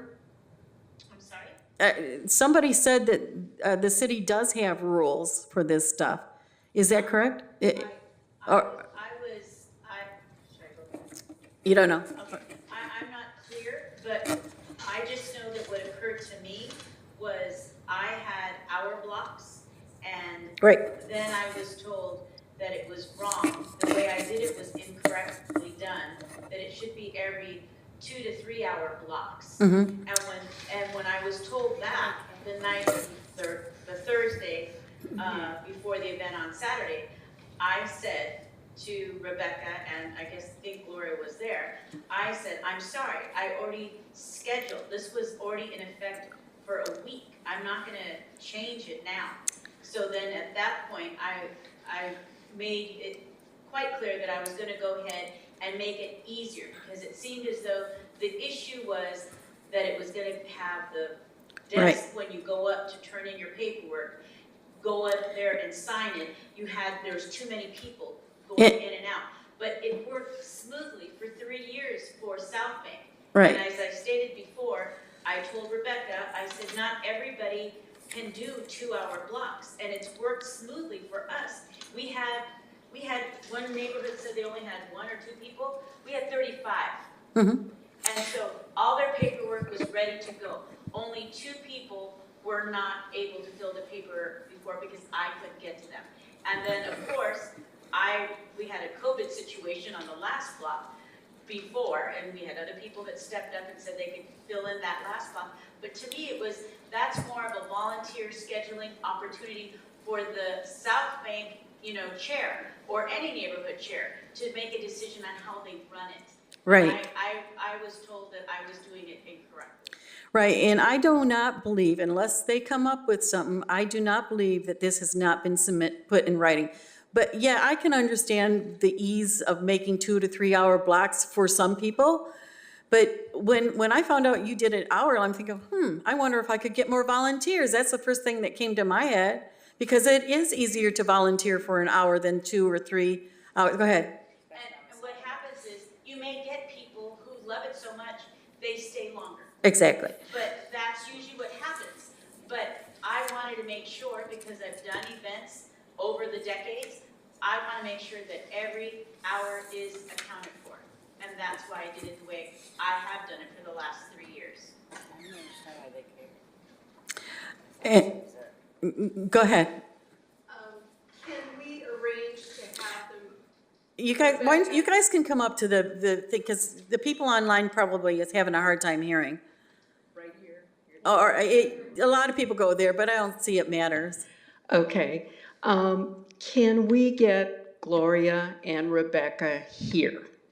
Yeah, To that's what talk about the process so that we're all on the same page or can work out a process as far as the volunteers are concerned, who is to unload and the neighborhood cars, because I've heard City Corps, then I've heard the city has the employees doing it. That's since 2022.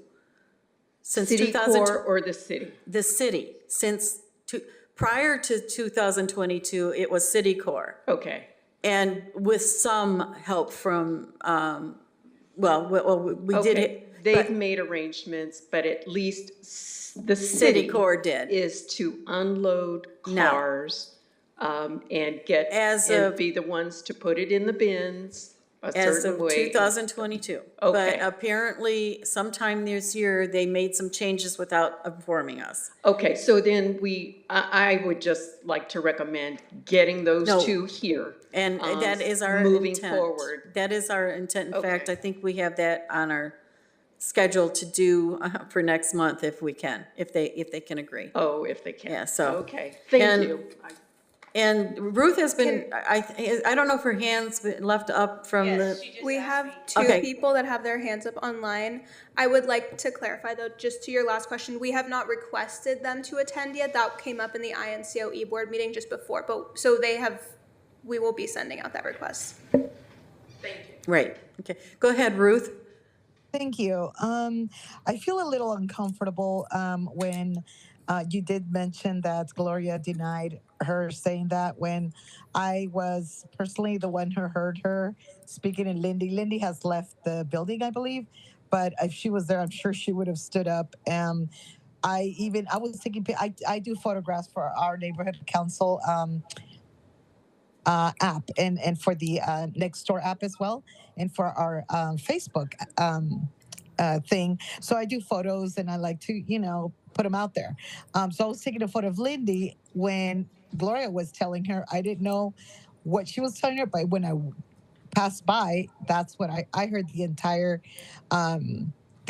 speech of her saying, you're not allowed to take it from the car, but once the owners put it on the street, you need to go and push it all the way in and organize the end of the bin. So I was like, I clearly heard her. Like I witnessed it. And she did it to other neighbors or to other volunteers, but it just kind of makes me feel like I lied, but I witnessed it. I heard it. So it wasn't a handoff to the city staff then? They actually wanted to go on the bins? Yes. So she said to Lindy, you're not allowed to go get it from their vehicle, but once the people put it on the street, grab it and put it in the bin, and then organize the bin at the end, like shove it all the way. And she wanted the volunteers to organize the bin, not the city staff. Correct. Okay. Well, maybe both, but she was giving Lindy instruction. Okay. And I walked around because I am injured and I'm not allowed to, I'm not going to be, lifting. I was there to direct traffic, meet and greet, and like Debbie puts in a lot of work to get volunteers, and it's true. When we say 1 hour, but you know what? Many of them will stay. I stayed actually almost 2 or 3. There are times that people enjoy it so much because we're meeting and greeting that people want to do the next year. They'll sign up for like 2, back to back, or even alternate, different hours, or they'll come back. And they have they do donuts, pizza. I mean, it's very well organized, and pizza and donuts are for the staff and for the, for the volunteers, and even for some of the neighbors that just walk up and they still offer them donuts. It's like such a beautiful experience for our neighborhood, and it's just so beautiful. And then for, Gloria to say like, oh no, she didn't say that. And I personally witnessed, I heard her say, and it just made me feel a little uncomfortable right now, but just wanted to let you know. Okay, Thank you. thank you, Ruth. And partly the reason why she probably indicated that she didn't say that is because when I heard that, I told Sean, I said, she probably is new and doesn't realize that we're working under the rules of Brian Yanes dating back to 2022. I said, she probably doesn't realize that. And I said, based on the original agreements, we're not supposed to be near the things. So when I called her a few days later, it was a well-scripted conversation on her end, but she did deny it. And with the other chairs indicating that, I believe that it was requested of the volunteers. So so she may have not realized it at the time, but when she did learn, now she didn't say it. So it's not appropriate for anybody to send away volunteers, especially when we work hard to even find one sometimes. I have a problem with that.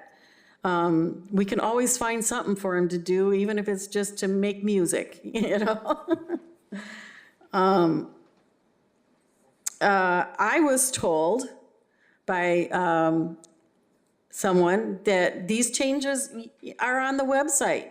You should have looked at the website. I said, I've done this since 2019. I looked at the website years ago, but why do I need to do it now for something that I've been doing for so long? And it was clear that you're supposed to tell us about the changes first, you know? I shouldn't have to learn about the changes on the city website. I should be learning about, they should have been here at our meeting to tell us. She didn't know who INCO was. She does not understand what the work is that we do. And I'll give her that, I'll give her a float on that one.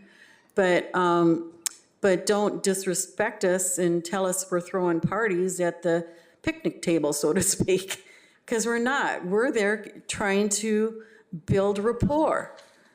We're there working hard. It's not appropriate. As far as the pickup trucks, I really do have a problem with it. How do you discard, the name is bulky item pickup. What do you use to take bulky items to a cleanup? You use a truck. Not everybody can afford to own a truck, and not everybody can afford even to rent them.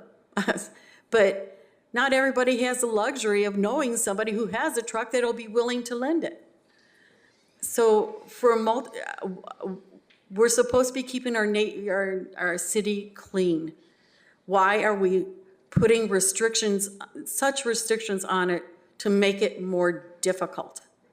I don't get that, and I do have a problem with that particular rule. The business use, one of their arguments is that, well, they've got a list of businesses that are trying to get away with dumping this. Well, as far as my history is concerned, it's a rarity. There was two businesses that I know of, and one was from El Rio, and they are a gardening business, but we know them. They have a list of them. Now they're saying there's a list of 14. Well, I'd like to see that list of 14 businesses that are doing this. And by the way, I love doing the neighborhood cleaning. It's hard work. There's a lot of talking. There's a lot of working, a lot of standing around and walking back and forth, but I enjoy it because it's for my neighborhood and I really love it. Everybody enjoys it. And this kind of stuff puts a damper on things. If you don't come and talk to us, what are you saying to us? We don't matter? Because we do. We help you, help us. For a lot of reasons, I have a problem with it. And I don't believe that one of the things I think that may be causing it, I don't believe it's in the neighborhoods that maybe are active, but it might be happening more in the neighborhoods that are not active, that do not have chairs, that can tell the rules and stuff like that.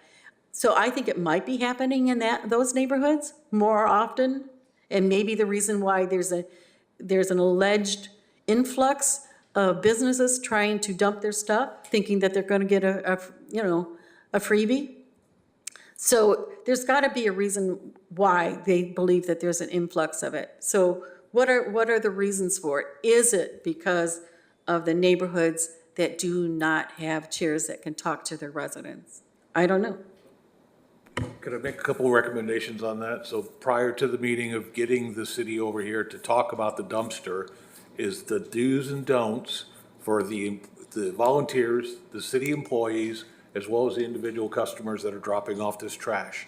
So this way we have a topic of discussion right off the bat from their standard operating procedure. Then we can start negotiating things from there.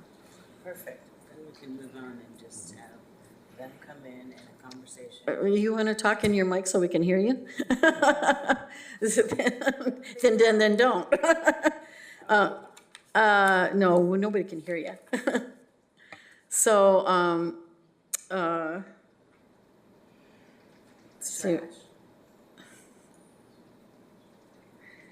I already went over that. That exit is due to the fact that this, and it may be due to the fact that all neighborhoods are involved now. It could be just because of that. And so I went over that, and if anybody has any more comments, I'd like to hear them too. But that's my side of the story, so that's what I see. Anybody? Everybody left because I kept the meeting going too long. So would it be easy if maybe somebody here, myself, turn around and put something together to say, what is the standard procedure of the volunteers? And then traffic direction, control, socializing with the individual customers comes down to the workers. The city will be unloading and loading into the dumpsters, and good demeanors for everybody, for one thing, and being professional. And then the third is what's expected of those individuals bringing the trash in.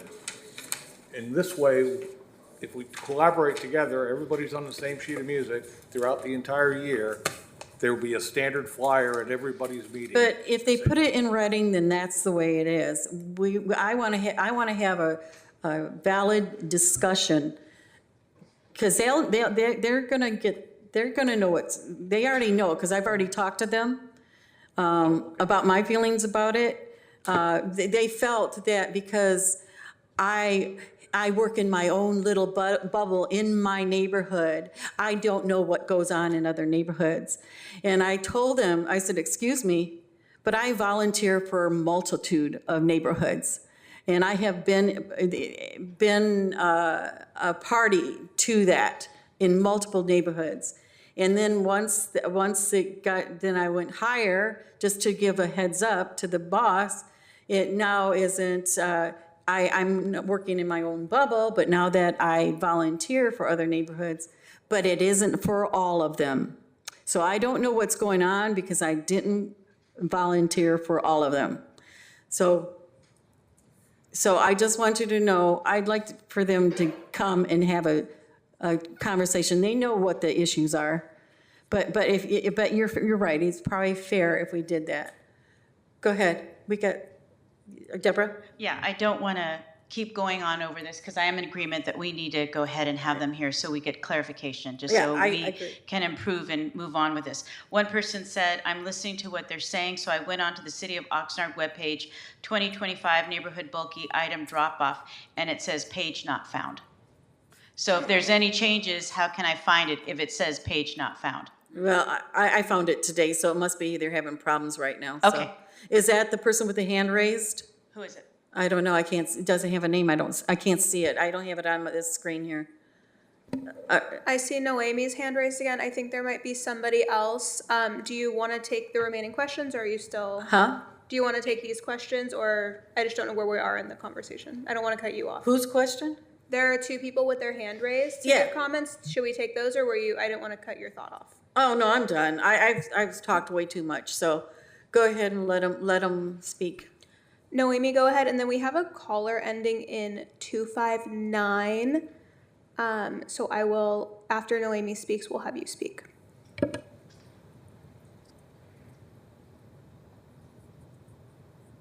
Hello.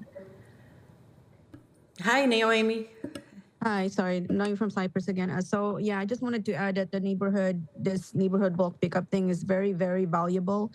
And if we have more neighborhood participating, it should not be considered like more work for them. It's a plus that more neighborhoods are participating. And I just wish that, it wouldn't be looked as a negative, but rather a positive thing for all of us in the city of Oxnard, for all the neighborhoods. And and also if we can add to the list of, hello? We're here. So if we can also add to the list of things that we're gonna ask them is the end time. And as I mentioned earlier, like ending half an hour early. And the reason I was given was because the staff has to go home. But it's not it's not, it's too early. Like people are still lining up with the bulky items on their trucks. So I just, if we can follow the time frame, just as stated on the ad, on the posters, I would, that would really be appreciated. Thank you. Okay, all right, and then we have another hand raised. Who was that with the phone? Caller ending in 259, if you can unmute. Hello. Hi. Hi, this is Deirdre Frank. I live in Oxnard Shores. Hi. I've appreciated all this. Hi. I've appreciated all this commentary on your bulky item days. It would be good if we got any of this information from our neighborhood council. The Oxnard Shores Neighborhood Council has not had a meeting in over a year. I think it's now over a year and 4 months. I know there are some regulations, rules about participation requirements in order to be part of the INCO. So someone needs to look into our lack of involvement in the INCO and maybe look to replace it or comment on it or do something to get our chairperson and other persons on our board involved. Yeah, okay. In listening to all of your, excuse me. I'm sorry. In listening to all of the complaints and concerns about your pickups, I'm wondering, have you called Michael Wolf? Yes. Why is he not, well, okay, and have you asked him to come to your meeting and explain to you how the bulky pickup works? And have you called Alex and asked him to come and tell you what maybe the potential difficulties are in your neighborhoods on your pickups? And I will also share with you, as you may or may not know, I'm Deirdre Frank, the personal injury attorney. We also do workers' comp in my office, and there are specific laws that apply to volunteers as to whether or not they're covered by workers' comp doing jobs in a volunteer capacity. So, and then there's also assumption of the risk argument. You go out there, you see a heavy thing, why would you pick it up? So, I'm interested in this conversation, not only from a legal standpoint, but from a what are you doing to follow through to get the information you need to answer the questions presented by these neighborhood councils. Right. So anyway, that's all I have to offer you. Okay. Thank you. And Deidre, just to answer maybe a couple of your questions, I think I received an email from your neighborhood. They have an upcoming meeting, but I do not have the. Yeah. Huh?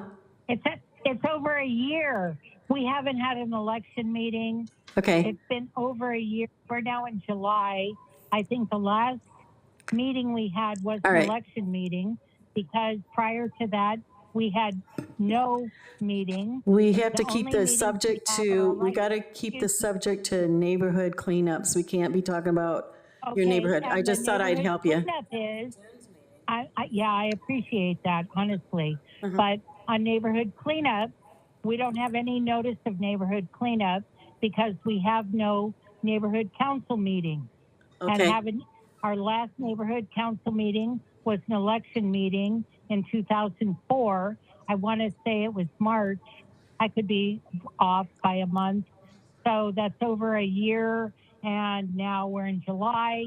So you figure it out. Okay. All right. So, Thank you very much. okay, and our neighborhood council board, if we have a board still, we don't know, no one knows, speaks on their own behalf without any meeting from our almost 1,500 neighbors here at the beach.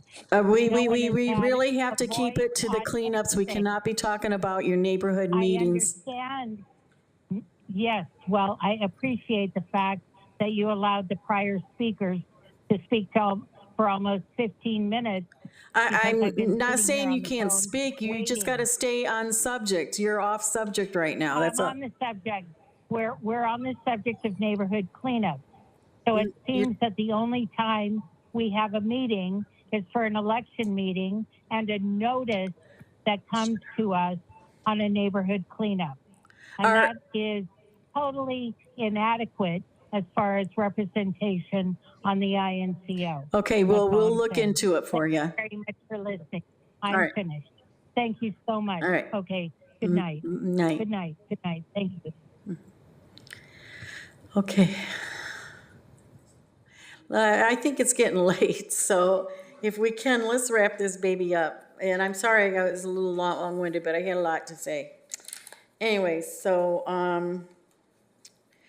neighborhood chair reports. Anybody want to give a neighborhood chair report? You want to go home? No.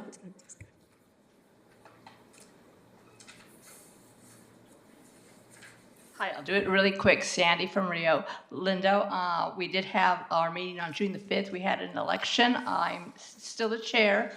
Anastasio Arceo is the vice chair. He stepped up to be the vice chair. And Barbara Gingrass will be our secretary. And they have been involved with our neighborhood for many years. And I do want to give a shout out to Jose and Miguel, because St. Mary's Street has been approved to get the speed humps.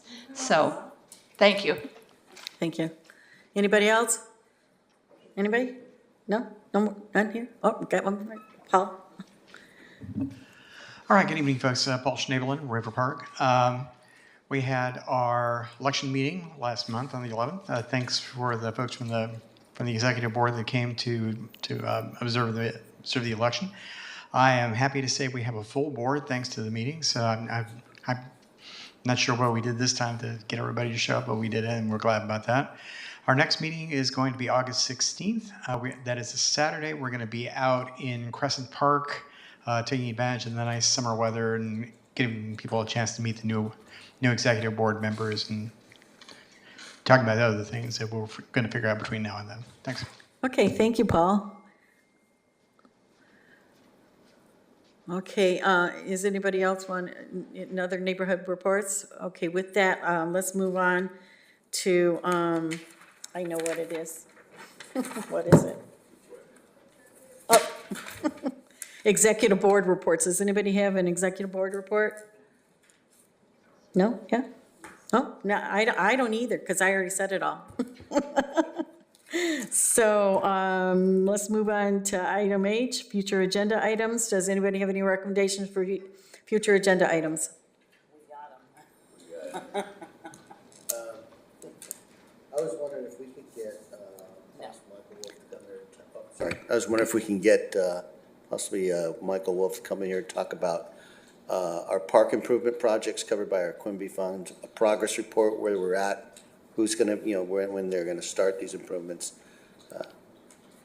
Progress reports on Quimby? Yeah. That probably would be Hallett, wouldn't it be? Oh, I'm sorry, Steve Howlett, yeah. For that, but. That's correct, I'm sorry, you're right. And then Steve, I don't know. I'll find out, or we'll find out. And then what else was it that you said? Just And parks. Yeah.